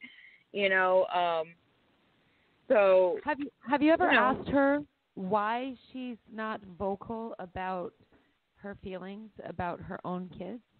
Have you ever tried to just ask her directly? Yes, I have. I have. And well, like I said to you before, process of all this, like I used to blame my mother a lot for the neglect that she showed us children, the not participating in the school stuff and, just being a parent in general. My parents weren't parents. They were very distant. But I got to find out my own mother's story by asking her, why weren't you this way? Why didn't you show us love? Why did you always push me away when I would come for a hug? Why did you not want me to be close to my father? She was very jealous of my father and I. So she destroyed that relationship where we weren't even allowed to even be in the same room. And what? I found out her story. Yeah. Yeah, it was bad. I always felt very neglected, But again, to go back to me learning her story, my mother comes from a very abusive household. She was sexually abused from her own father. Wow. So, oh my God. And her mother, who wasn't her real mother, the father, my grandfather, kidnapped the kids and ran away from her real mother, and she was thought that this evil step-parent was her real mother for so long, and she would lock my mother in a closet door, in a closet, a dark closet, leave her outside, for hours at a time without drinks and food. Like Oh I'm my reading a book right God. now. Yeah, back in the 60s, like a lot of people, it was like mum's the word when it came to like sexual abuse and, stuff in the household that was going on. And it's so sad when she was telling me her story that it dawned on me, like, someone can't show love if they never experienced it, Like, Exactly. I have to stop blaming her for something that really she had no control over. It wasn't her fault either. Right. So, I just basically have just I'm so open to just really getting to know my mother before it's too late, and really working on the relationship that we should have had when we were kids. Now that she is older, I think she also realizes that, because she does call more. She does send texts of little, it could be a deer outside, and I'm like, that's great. Like, but it's effort, though. It's the effort, exactly. Yeah. So, yeah. But, I feel like you got to a place where you found compassion for her situation. Therefore, your anger has kind of dissipated, because now you just look at her and feel like, wow, I feel sorry for you. And instead. Yeah. What was, and yeah. all that comes from is the control breathing and the meditation. Because without that, my brain would never shut up, and it was always going, the negative, the negative, the negative, the negative, the negative. There was never time for the positive to come through. And since I've started the meditation and, the control breathing part, learning how to control my feelings, I used to be the type of person where someone said something, I would spaz out, like, oh, you want to fight? Like stupid stuff, like, oh, you want to fight me? Yeah. How you've changed is crazy. So let me ask you this. You said you were writing a book. So what was that about? Yeah. 'Cause that's interesting. So I have been doing, like, if you're anything like me and you love to better yourself, I'm always trying to find new ways to better myself every day. And right now I'm reading a book that is called Your Inner Child. So very excited about part of everything that's going on. But I am at a chapter where it's asked me to write a short story or a book on my life, starting as early as possible as I can. So, I started that yesterday. I'm trying to. Beautiful. It's hard, it's really hard to really find a quiet place, during the day when the baby is running around. So I only do get nap time, and it's only probably about an hour and a half that he takes a nap now. But I did start I've been yesterday. there. Okay. Yeah, I think we all have. Any woman who has children. I studied while mine were babies napping, and I got my hypnosis certificate. I got my NLP training. So That's good awesome. for you for using that time for something to continue developing yourself. Okay, so tell us more. So you started yesterday. So I started yesterday, and it's definitely it's been a little struggle. I have blocked out a lot of my childhood, so I find it hard to find her. Where's Jaime? Who is she, and where is she? So that's like really the biggest struggle right now, is to find out who she was. And I am at a point where in my writing that I do remember once being happy. So it's like I really, really want to go forward with this and really find out where and when that happiness disappeared.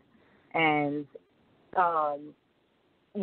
it dawned on me as we were talking that when I said I was molested as a child, actually, I think that's when it stopped. I lived in Texas, and I remember, just a little bit of it. I can't really fully, get the grist of it, like to grab it, like it's there, but I can't really get it. But I remember, there's this house, and I remember being, with my cousins. We were playing hide and seek, and I remember that part, and I remember something bad happened, and then that's when my brain wants to shut off. So I'm really trying to fight through that. Tomorrow, my 20-month-old will be going with his grandmother for the day, so I'm really hoping to really get to sit down and really, I'm going to get my whole meditation thing on, clear my whole brain, and really try to get past that closure that really sets in right there. But I'm excited to see where it goes, and hopefully I can learn something from it and grow from it and move on from it, because to me that's obviously.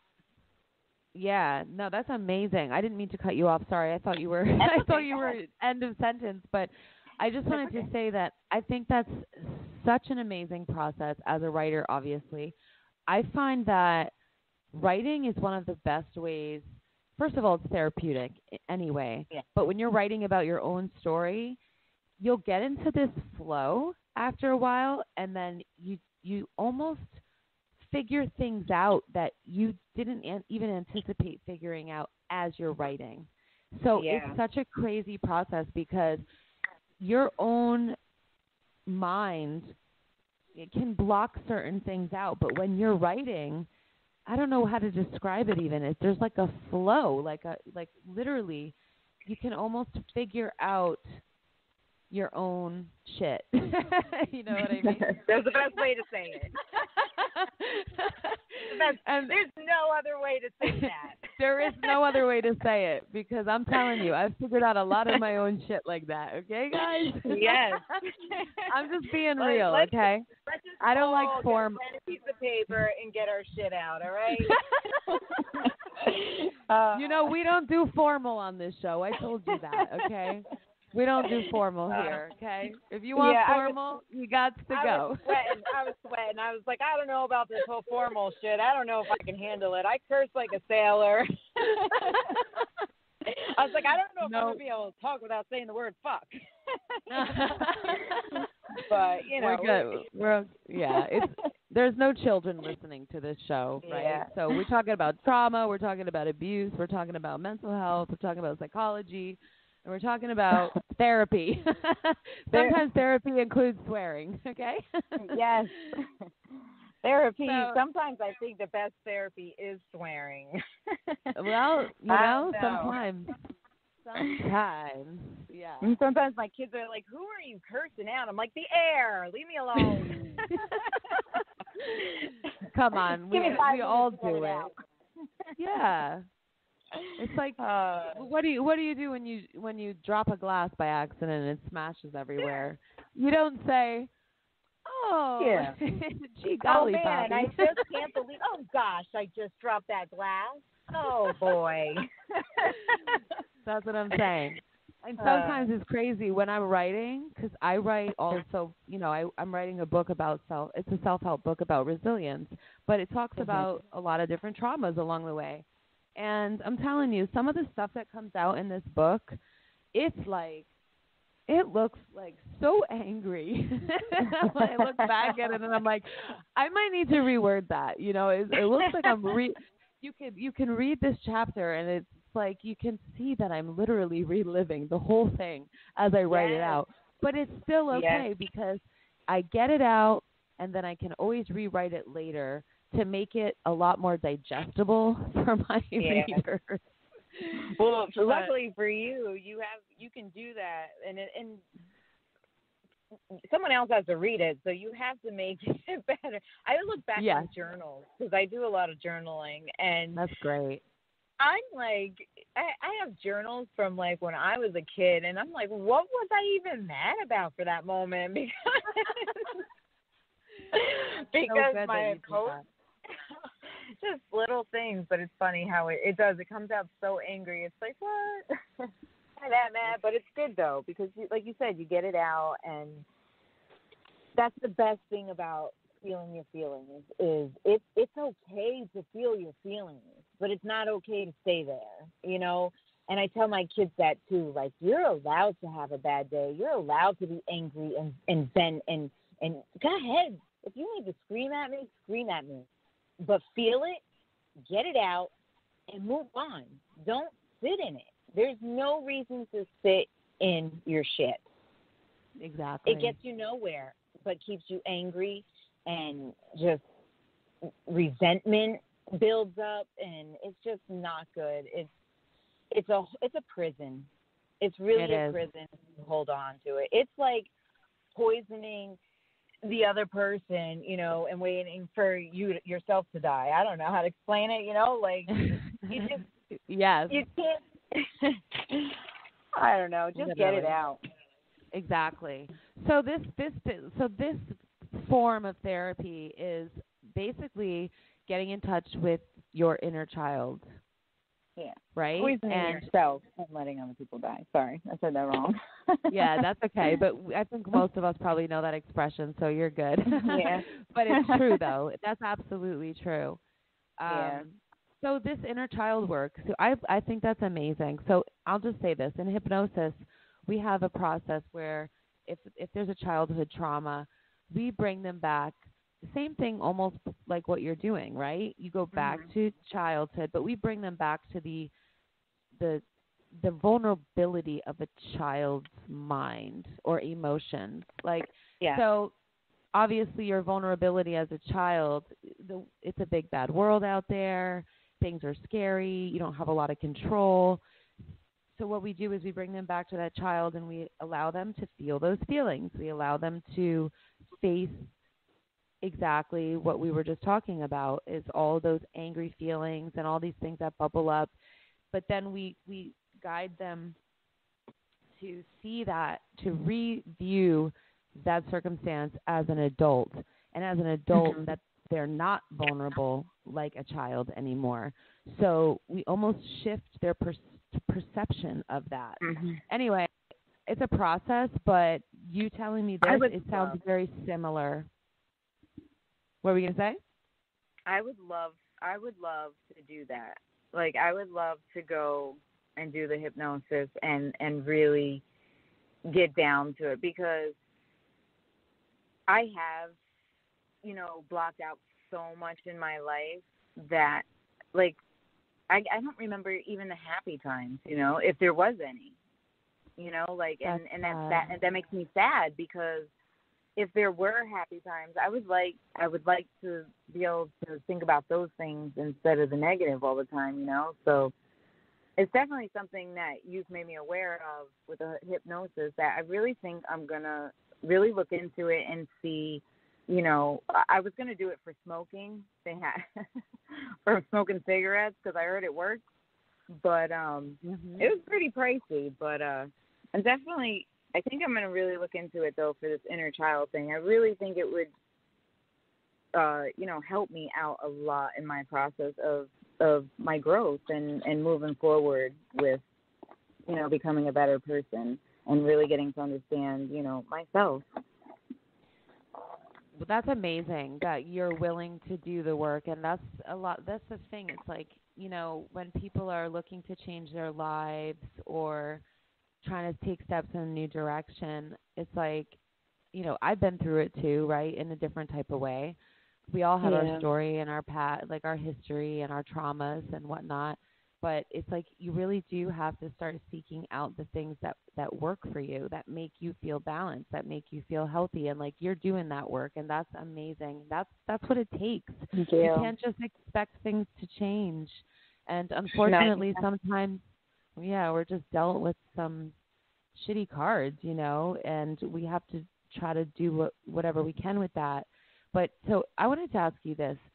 How is your parenting, how has that been affected by the type of upbringing you had? How did you find it in you, within yourself, to be expressive and loving towards your own children? Where most people might take trauma and it's they might carry it on to their family. I fought very hard to not be my parents. I'm very involved in my kids' school. I make sure I sit down and do homework with them. Even sometimes I don't understand what the hell is going on.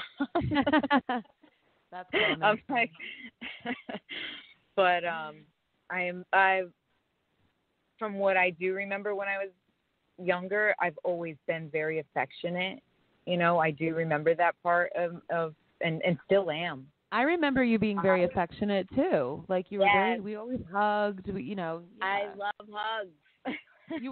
You were even like cuddly, Yes. Like, you were always like that. cuddle. Yeah.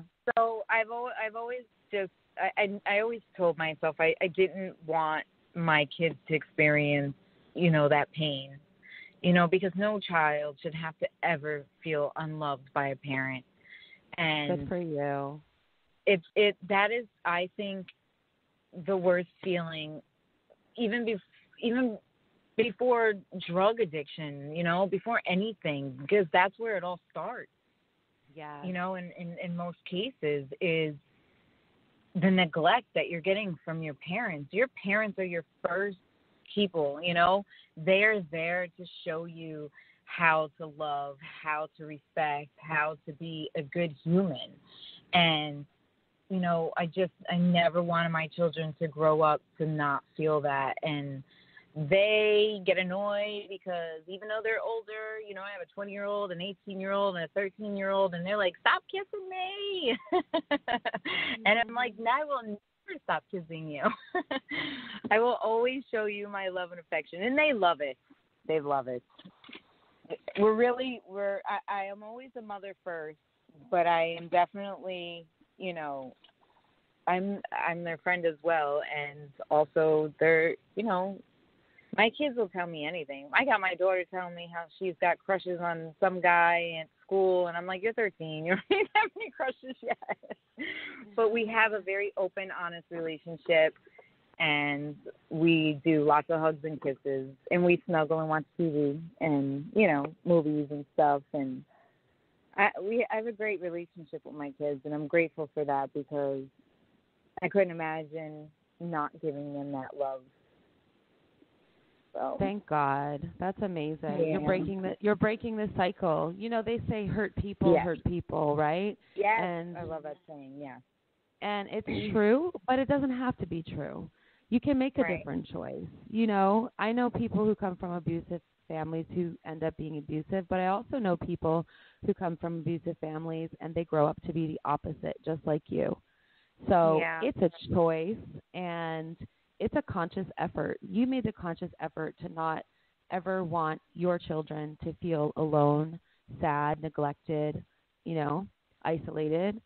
And like you said, no kid should have to feel like that. And I know people go through things and nobody's perfect and no parent is perfect. Let's be real. No. It's not easy by any They didn't stretch. give us a handbook when we delivered, that's for sure. No, and even though Parenting is we read a lot of books as a new mom, Yeah. we try and we try to do our best, but we're emotional creatures and oh my God, we are. it's not always easy, but we do our best. But the one thing is just to make sure that you show them the love that they need to thrive and grow into adults who are secure enough to love and receive love back. And for them to never feel alone in this world. That's the worst. Yeah. It is. So, and go ahead. No, you go ahead. I forgot what I was going to say anyway. So I love that you found meditation and that it works for you. So I was asking you earlier, and I know we got off on so many tangents, but and that's okay because it's a talk show. But when was it the hardest to meditate, and how did you push yourself through it to continue? Well, the hardest was definitely, in the beginning. Sometimes it could be hard, even though I do it so often now, sometimes I can still feel a little bipolar with my meditation. You know, some days are off, some days are, you know, so easy, and others is a struggle. You know, it's just going every day and doing it every day. And one day you might only get a half an hour in, you know, because that's all your brain wants to give you. You know, it just, don't ever just give up. You know, just keep going and keep trying, and eventually it becomes easier and easier every time you know, you do it. But again, there are days where your brain's just like, I can't follow this today, you know, like it's, you know, we're all human, and we all do tend to have a lot, especially us women. We think about a million and one things. So don't give up just because one day you can't, you know, tend to turn your mind off. That's okay. Take a bubble bath, put on some meditation music, close your eyes, and enjoy the bubbles between your toes, and follow through again tomorrow. That's my motto. Mm-hmm. Have a glass of wine. Yeah, I love to meditate in the bath. That's where I meditate most of the time. Mhm. Yeah. Because it's the most relaxing to me to be in a body of warm water, and that's when I can release stress enough to relax, to get into that like deep meditative state. I put music on, you know. That is the empath in us. Is the body of water. Absolutely. Back to that again. So necessary for me. It really is. Yeah. But good for you. So how many years do you have clean now? I am working on going on 8 years. I could tell you exactly. I believe it's almost 8 years.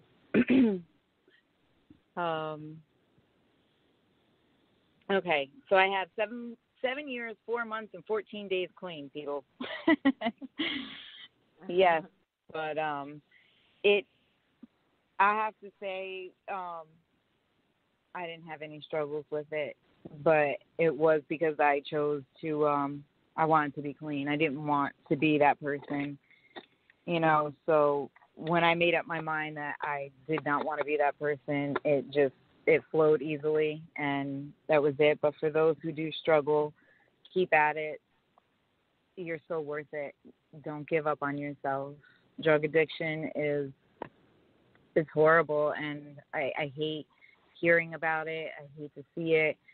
I cry. Like, on Tuesdays, I go and I talk to young children over at the BOCES over here in Goshen, and I talk to young girls because that's my thing, is to get across to young girls to understand that men can be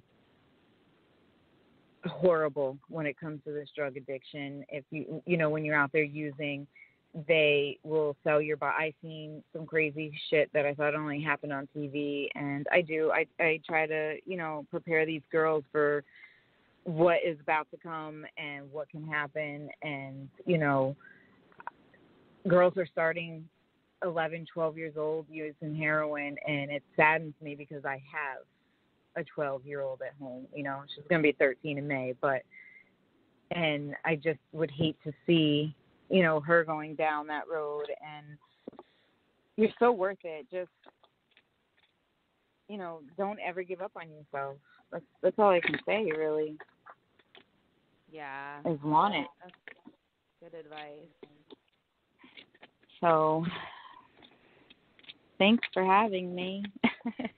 I mean, we still have time. So if you do, we can, you know, we could end it now if you need to get back to the baby and whatnot.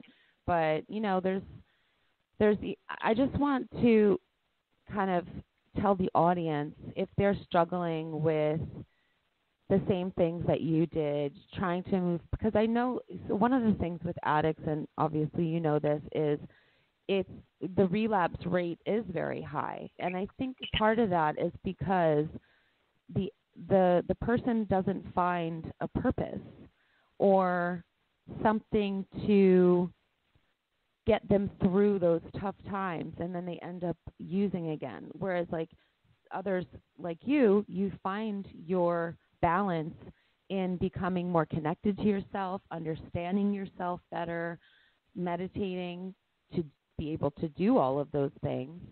So what kind of advice would you give to somebody who's on the verge of a relapse? Call someone. The best advice is to call someone. If you are feeling like you want to use, and I know this sounds so silly, or for us, you know, people who have this thing of, I don't want to bother anybody, get it out of your head, because it saved my life so many times in the process of recovery, because, you know, we have bad days in recovery, you know, and sometimes I don't really have so many triggers now because it has been so long that triggers do fade, you know, and listen, if you're going to NAs and you're reading your books and stuff, when they say people, places, and things, they mean it. Get away from the people you hang out with. Find new friends who have purpose on this earth. You know, people who are going to have your heart, you know, the best intentions for you. And, you know, you can't get better in the same place that you got sick. So, you know, if you have the means, move away. I mean, I only moved a few, you know, what is it, like about 15 miles away from where my active addiction started. But that 15 miles away has done nothing but, you know, good for me. Because when I was still living where I was, it was hard to stay clean. Because you have people still knocking at your door. You go to the grocery store and people are like, hey, yo, what's up? You know, and you're like, oh, shit, you know, here comes so-and-so. And you still find yourself wrapped up talking to them. And, you know, my favorite saying is in recovery is if you stay in the barbershop too long, you're eventually going to get a haircut. And it's the God's honest truth. So just call someone, people, places, and things, and tell on yourself. You know, I always found that if I told somebody, you know, how I was feeling or that I felt like I wanted to get high, it helped me an abundance. Like I was able, that feeling just went away. Like it was like, oh, okay, I don't need to get high, you know. But take it one day at a time, you know. Don't focus on tomorrow or a month from now. Just focus one day at a time, and you'll get there. Next thing you know, it'll be 8 years later, and you're going to be like, oh, shit, that was easy. You know, like it wasn't as hard as I made it out to be, because I think the fear of losing something that might have been your so-called best friend for so long, we all fear that, losing something, even if it's something negative, you know, an abusive boyfriend or drug addiction, alcohol, you know, abuse, like anything negative that's been in our life for so long can be scary to let go, you know, and just don't be scared. Let it go. Sometimes you do more damage holding on. So right. Absolutely. And sometimes the transition part is the hardest, and people don't want to go through it because it's like, I don't want to feel like that, but it's better than living the rest of your life like that. Go through the intensity of it on short term, because when you get out on the other side, you can have a normal life. They have so much help out there now when it comes to, you know, the withdrawals. They have the Suboxone and the, you know, I don't agree on methadone. I really don't agree on any of them, but for that short period of time, that when you're getting clean, to be on the Suboxone or the methadone to help with the withdrawals is definitely, it's okay. But I, you know, with my fellow addicts is we fall short, and we hold on to that other new drugs now that they're giving us, and that's where we're falling short. Don't abuse that privilege of getting something that can help you and then abusing that. You know, it's just like why take one drug away to substitute it with something else? You know, use it wisely. When you're in detox, that's when you use it. I don't believe that once you leave detox, I don't believe that any addict should be on another drug that is just as addicting as heroin, if not worse. You know? Wow. Yeah. I totally understand what you're saying. I do think that whatever gets you through it, you know, like you said, it's still better than using heroin, right? If you're on Suboxone for a longer period. I know the methadone is a little bit more, it's more intense, right? Yeah, the methadone really, I've seen people look more high on methadone than it do any good. And the thing is with these methadone things and the Suboxone, Jess, is when you have an addict, and I've been here, so I can, you know, I can relate to this because I've been through it. I've done it. And being on the Suboxone, yeah, we can't use heroin, but now we can use Klonopin, you know, and we're getting higher than ever. So it's like you're still abusing, and that's where I'm really trying to get at. But if it works for some people and they're not abusing it and they are using it long term and it's really working for them and they're really staying clean, then that's awesome, you know. But I really, it is so much harder to get off of Suboxone and methadone than heroin. Heroin takes 3 days to get out of your system, and that's, to me, I'd rather be sick for 3 days than 3 months from Suboxone. And your body hurts so much more when you're withdrawing from Suboxone, and you get more damage from it. You deteriorate your bones, your teeth fall out. You know, like, there's so many other side effects to it that is just so much more dangerous. You know, for me, I think a better way is, you know, like I had situational depression when I became clean. So, you know, I did the Suboxone for the time that I needed to detox. Get your mental straight. That's really where it all comes into play. If you have bipolar or you have depression or you have all these things that manifest inside you and your brain is all over the place because you are mentally ill and you don't fix that, you're going to continue to self-medicate. You're going to continue to harm yourself because you're not fully okay up here. You know, it's like I tell my son, because he has, you know, some depression and bipolar. It's a vitamin for your brain. Take it. Because if you don't take it, your brain's not going to work well.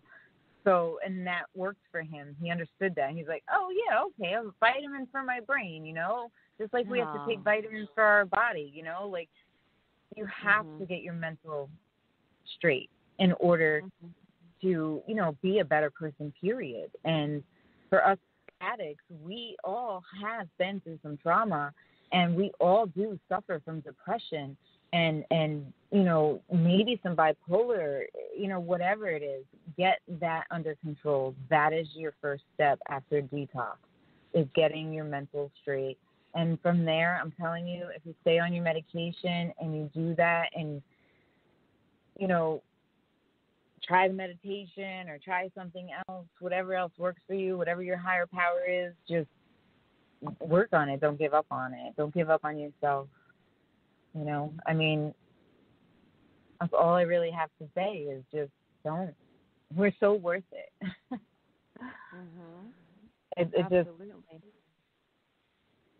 It saddens me that we have so many friends, you and I, Jess, that we went to school with that most of them are dead, you know?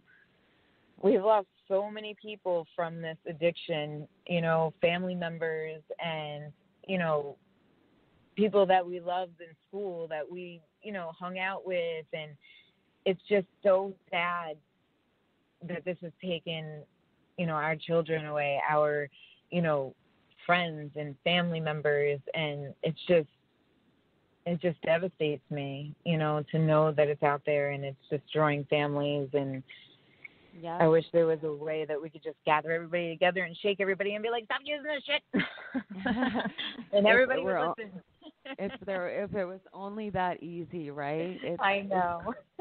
And it's sad too, because a lot of people start out just taking pills and using it to kind of like take the edge off or relax. They have no idea what that's going to lead to, which is why Gerald Barclay and I, we wrote a project based on this, because it's, it revolves around 16-year-olds who dabble in pills, and then it just spirals out of control into a really nasty addiction, and they find themselves in that dark, grimy underworld of heroin and fentanyl addiction. It's scary, and nobody ever takes a pill and thinks, well, in 6 months from now I might be prostituting myself for drugs, or I might be robbing my neighbor to pay for more drugs, or you know what I mean? Like they can't. Yeah. Or that they're gonna OD, or that they're gonna. Stuff. What? Selling your own stuff.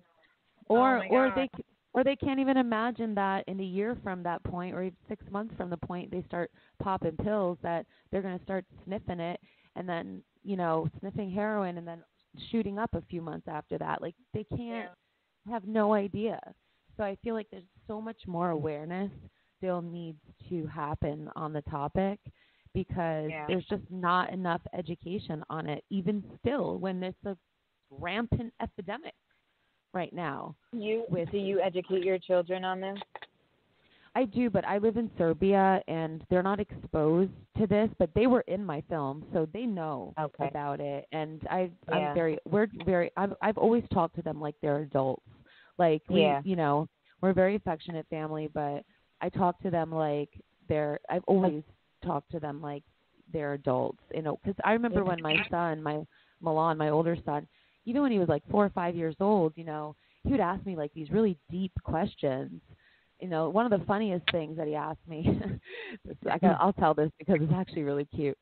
So one day he was asking me, why are there so many different religions like on the earth? And I said, well, back before we could, like fly or whatnot, I said, think about the fact that, when we were cavemen, we couldn't travel across the oceans and whatnot. So civilizations became established, developed, and they had their own belief system about God and all that. So he's so intently, listening to everything I'm saying and asking me more and more questions. And then he's like 4 years old. And then he's 4 years old, and then a few minutes later, you know what he says? He's like, Mommy. He's like, Mommy, that's funny. I don't remember being a caveman. I said, no, not we as in we. That's funny. So he had this big, expansive mind, but at the end of the day, he was still 4.5. He was taking the things I was saying very literally, So when I said when we used to be cavemen, he actually literally thought that we used to be cavemen. But the point is, I've always talked to them like they're adults, that they can understand on our level, and I'm very open with them about addiction, about drugs, and all of it. So, hopefully. I am too with my kids. I mean, we, obviously because I did go through it, I had wrote actually every day that I wasn't with my children. I wrote them a book, and just recently I had given it to them to open and read it, because, they always have questions, and why did you do this, and how did you do it, and, they are old enough now to really understand. So I gave them the book, and they got to read from the day that they weren't with me to the day that I was released out of rehab, of why Mommy was not with them, so that they could really understand that I didn't choose to leave them. I was just sick. I really wanted them to know that I didn't stop loving them or stop caring or, any of that. So, but after they read it, they were just like, like, I'll never forget, my daughter, like, hugged me, and she was like, I'm so glad you wrote this, because it has made me feel, answered so many questions that I had, you know, and it makes me feel like everything negative that, because they were in with my boy's father, they lived there with her and with him and his wife. And they used to, you know, say, your mom's never coming back. She's a heroin addict, you know, all these mean things. And my daughter was just like so happy to hear that I wasn't, they made it out to be, you know, I wasn't out there tricking. I wasn't out there stealing and doing these things that, you know, other people put in their mind. You know, it was a fight for me every day to get home, you know, like every day was a struggle and it was a fight. I'm on my way. Here I am at rehab, you know, and then it would fall. And, you know, so she really got to really experience, you know, what I went through. And even my sons were just like, this is so inspiring. My oldest was like, you should publish this. And I was like, no, that's for us. But, you know, I was very open with them. And I really think that parents should be with, you know, everything that is going on today and how it is so out there. Like, even, you know, these air container things that people are huffing. And, you know, I showed my kids a video on that. I was like, you got to stay away from these things, you know, really open the doors for them to really see the negativity and, you know, and what could happen to them if they were to do these things. And, you know, so far so good. Yeah. They're not into anything, you know, so that's good. But I really do believe that parents should, you know, really talk to their kids about drugs, you know, and mom was always such the word, you know, like back in our day, like if you even mentioned drugs, my parents were like, where did you hear that from? You know, like it was like we weren't supposed to know at 13 years old what it was. Hello, we went to DARE. You know, they talked DARE program. Yeah. Hello, I'll never forget DARE. Like I'll never forget. I got grounded because I was like, "Hey, Mom, what's I forgot what I asked her. It was some of the drug. It might have even just been marijuana. I don't know." And she's like, "Where did you learn this?" And I was like, DARE." Oh wow! Yeah. And you got in trouble for that? Oh my God, I was always grounded. I always did something wrong. Oh, you poor thing. But I laugh at it now, though. But you know, I really do think that you should talk to your kids. You know, because there is so much out there today, and there's so many new things. Like my daughter was talking about Flocka the other day. I'm like, how do you know about Flocka? She's like, I was watching this video on YouTube, and this girl was acting all crazy, and I don't know, it was called something, Flocka. I'm like, you mean Flocka? You know, she's like running down the list of what it could have been. Aww. She's like, I was like, yeah, it's like, that's scary stuff. It was like synthetic, you know, something that they tried to make so people wouldn't use drugs, and it turned out to be even worse than what it is, you know. But is that the same thing as crocodile? Yeah. Oh no, that was the bad heroin that was like eating people's skin. It's like synthetic, completely synthetic. It's like pure chemicals. And it was like eating people's skin. Like how do you end up doing something that you know is going to eat your skin? I never understood that one. I mean, I understand all the other drugs because they sneak up on you and you don't realize what's going to, like, the destruction that's about to go down in your life. But this, like, literally eats your skin, like, soon after doing it. So it's like, did you not know that was going to happen? Or I don't know. That one I know. That originated in Russia. Really? Yeah, it comes from Russia. Scary. I mean, I remember hearing it once or twice when I was out there, and I was like, oh man, I hope this ain't no damn you know, but when you're in active use, you take your chances, and it's scary. It's like, even with the fentanyl, and you know that people are lacing the heroin with fentanyl, it's Russian roulette. It's sickening. It is. Because fentanyl. You don't know. Yeah. You don't know You what don't. you're going to get. Nope, you don't. And you have no idea the potency of that particular, batch. And that's what's so scary about it. And that's what's killing so many people. Yeah, it really is. And I even tell, like I have older boys and, my oldest doesn't live with me. And now I have an 18-year-old.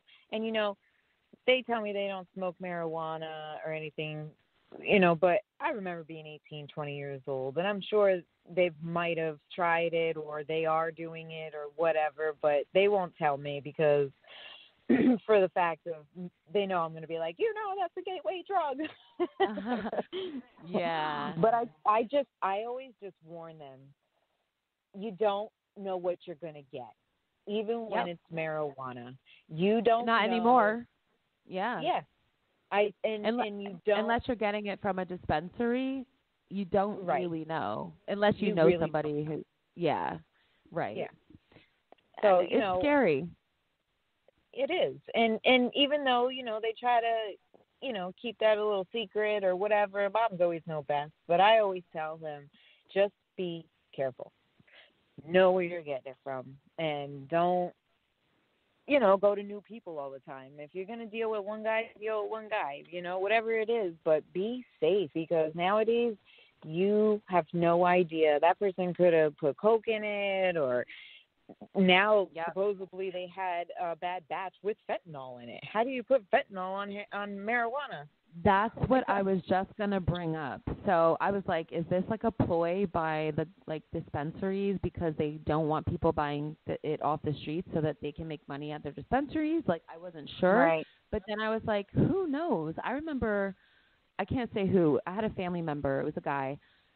He got weed from somebody, and this was in the 90s, okay, like 1998. And it was laced with angel dust. Oh, my God. Why somebody would have laced weed with angel dust, it was beyond us.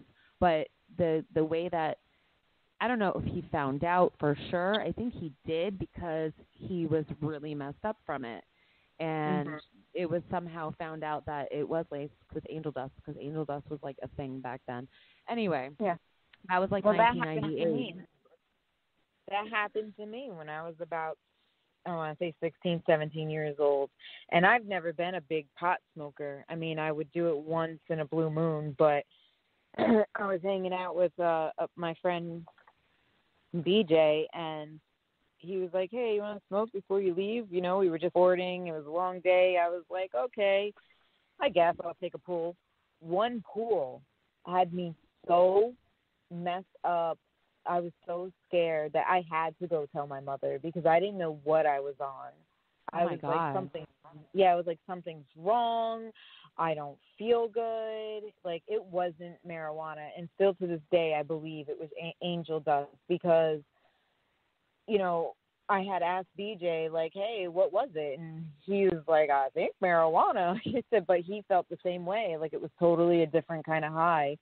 Wow. But we never found out, and I believe that it was, though. It's scary. Yeah, but that's why I never really liked drugs because it scared me. You never knew what you were getting, even back in the day.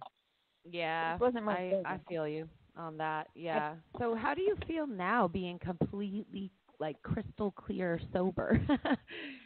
Is it just a totally different world after what you've been through? It's fun. I mean, it is different because,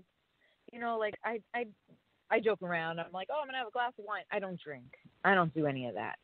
I'm totally clean. So. Oh, you can't even have a glass of wine, or you just don't? I could. I mean, I have, on special occasions, Thanksgiving, I might have a half a glass, but I don't drink on a regular basis. It's not something that, not that it triggers anything, because I've gotten to a point in my recovery where I'm one of those people, ow, that burns. I'm never touching it again. Yeah, okay. I have. Does that make sense to you? Ow, that's of hot. Course. Fuck that. Yeah. I'm not doing that again. So I do kind of have that common sense where it's no, never again. But it's definitely been it's rough, sometimes because I do miss, going out with my girls or even hanging out with the guys and we're playing beer pong and we're just having a good time playing cards and we're drinking and it was fun because there was no heroin, there was no bad stuff. But because I got to that point in my life, anything scares me now, like I'm afraid that if I do get too drunk, I'm going to feel gross, I'm going to feel bad. I'm going to feel, like I'm doing the wrong thing, I guess, because I did get burned, you know what I mean? Mm-hmm. Mm-hmm. So I just choose not to do anything, but, I do miss hanging out with my, my family and having barbecues and when we go camping, having a few beers. I do miss those things. But I know that I can't do those things. So it kind of like evens its way in there somehow. It's like, it is what it is. But right. I'll tell you one thing, I don't miss them hangovers. For sure. I feel you on that. I mean, hitting like 40 soon, so, a hangover lasts a whole week. Yeah, depending on what you drink, it does. And in the last 3 months or so, I've been just like cleansing and meditating and just like, I've had a few nights where I would have like some wine or whatever, but nothing too crazy. And now I find that even if I do, because I've like cleansed my body and my spirit so much, that I'm super sensitive to it, and I don't like how it makes me feel lately. So I'm just like, why? I already feel great. So why? Nothing's stressing me out. Like like you don't need it. Yeah, and I shouldn't have to need it. Yeah. Yeah. And that's the thing is like now that I'm already happy and clean, that's what it is. You said it. You actually said it for me. I was trying to find the words for it, but it's like why do I need it? I'm already happy. I don't need to be drunk or high or stoned for me to be happy. I used to think so back in the day, like I had to be drunk or stoned to feel good, and I don't need that. I don't need it today. I can throw a party and still be just as crazy as I was if I wasn't drunk. If I was drunk. Yeah. I've enjoyed a lot of those nights too, trust me. And, because I had PTSD, unfortunately, I coped with that unhealthily at first and throughout the process. I had ups and downs with it, with drinking. But, I've had to work on that, and I feel amazing where I'm at now, and I'm just so grateful that I love being sober and that I love my life and that I'm happy and I'm, working hard to help others and, have this amazing platform where other people can help others and share their story, which is also therapeutic for people. So, it's just like, it's like we were saying before, finding your cycle, finding your healthy new path and your purpose and, finding your balance. And I think that part of our recovery process is helping other people.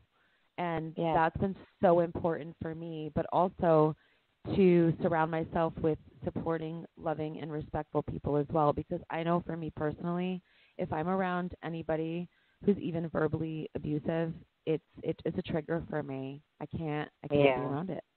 So it's knowing what your triggers are. It's knowing what environments you can be around. It's knowing what type of people you can be around. It's so many factors. But you're doing really well.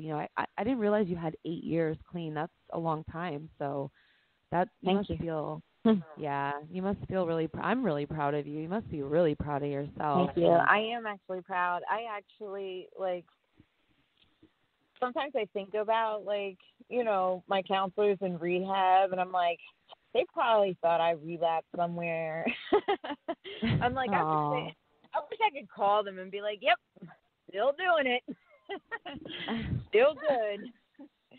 Because, you know, when I first got into rehab, I was a hot mess. Oh, my God. I bet. You know, because when you're coming off of all that and you're, like, your brain, it takes a while to get your brain to function correctly again. It really Definitely. does. Because you're still on go mode, you know, like, how am I going to cop?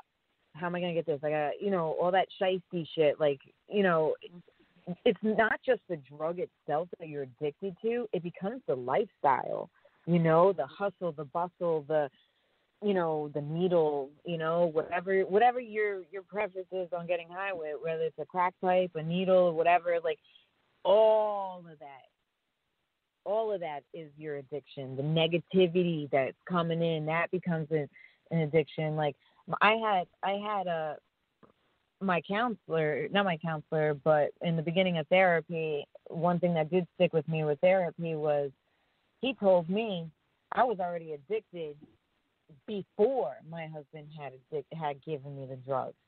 And that was the only positive thing I could say that he ever gave me, because it's the truth.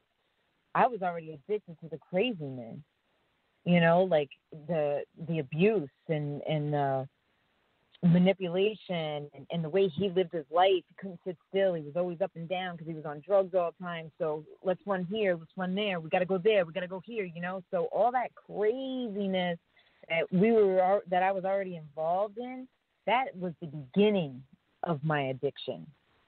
You know, it really, the way he said it really like wowed me. Like, oh damn, he's right. You know, like because when he did go to jail at one point before he did the long bid, I didn't know how to act. You know, like I was like, what do I do? You know, with myself now that he's not here, driving me crazy, making me run him everywhere to cop drugs here, cop drugs there. You know, so yeah, the addiction starts way before you even pick up the drugs. Definitely. Yeah. So unhealed trauma is also just one of the major unhealed trauma is the gateway drug. Yeah. It's a gateway. Unfortunately, that's, you know, it does stem back to a lot of that. I'm not saying it is in every case, but a lot of the people I talked to who went down the path of addiction, unfortunately, were either extreme empaths or had major unhealed trauma. And, you know, a lot of people will argue that and say, well, addiction is in the genes. Well, I think that's also the case, but I also think that it's from unhealed traumas as well. You know, obviously we do know that addiction does run in families. So, and I do agree with both sides. So I'm like, well, why does it have to be one or the other? It's both. It could be both. It is both. Could be both. Yeah. because I mean, if you look at me with the trauma and my family, everybody in my family, including, you know, not just my dad's side of the family, they're all alcoholics. And then on my mother's side of the family, they're all alcoholics. And, you know, my one uncle was into drugs. And on my dad's side, I had one that wasn't. So it's in the family. And then you mixing it with trauma of being sexually abused, emotionally abused, physically abused by your parents, you know, like all these things come to factor. And it sets you up to already have that mind of, you know, addictive personality. Because you're looking for any kind of, you know, anything that's going to say this is okay, you're okay, you can do this, you're allowed to do this. You know, I don't know how to explain it, but like you're constantly looking for someone to validate you when you have, you know, the trauma on top of it. So when you meet, you know, like I know for myself, my first friend that I'd have to say when I moved from Texas was not. Still to this day, I think about her all the time and hope and pray that she's okay. But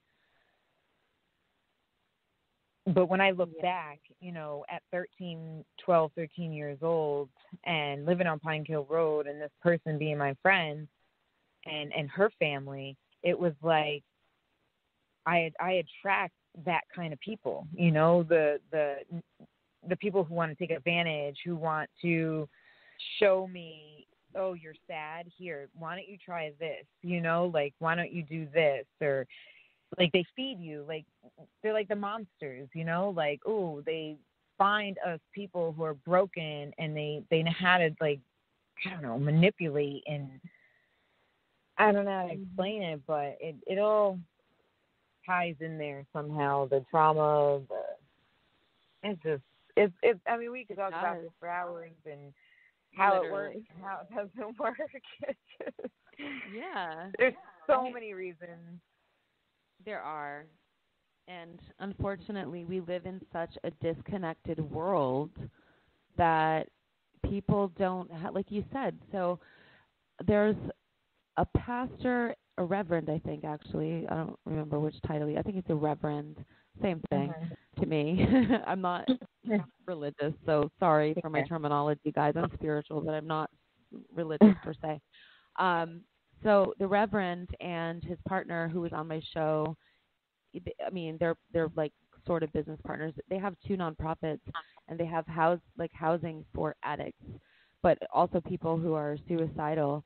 So the common ground that they find with all of the addicts and people who are suicidal, they are lacking that sense of connection, like a deep emotional connection in their childhood.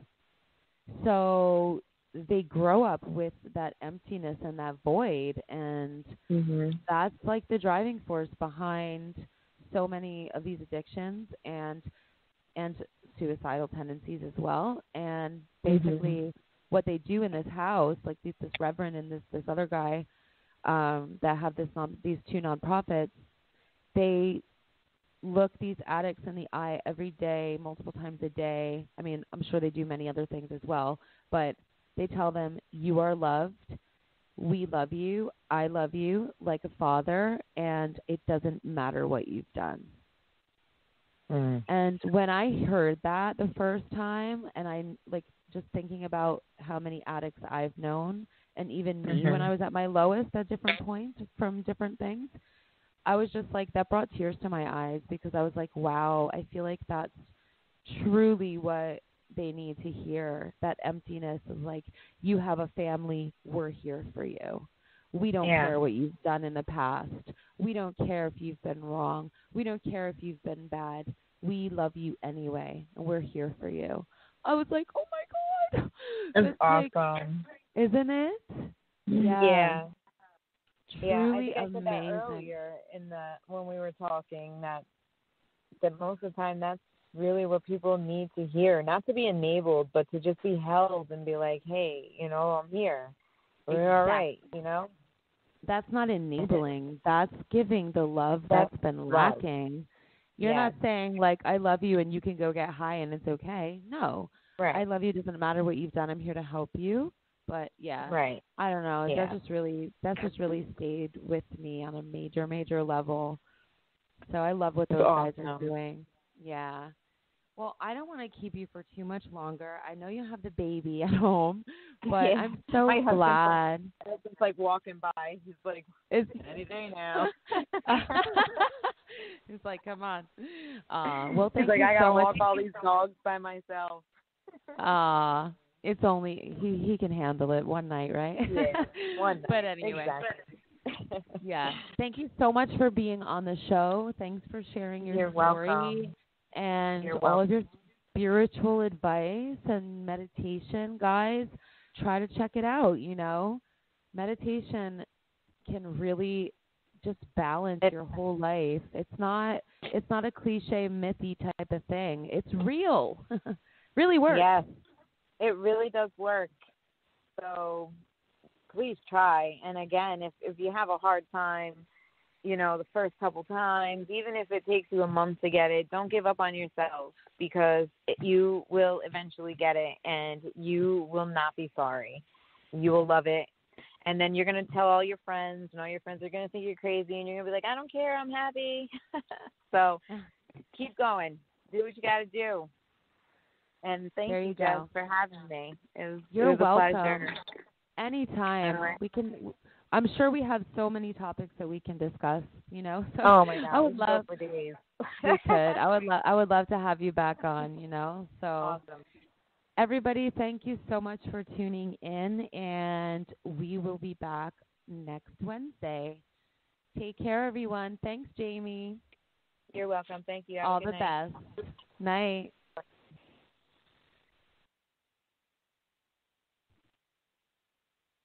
Thank you for joining us today on A Billion Realities.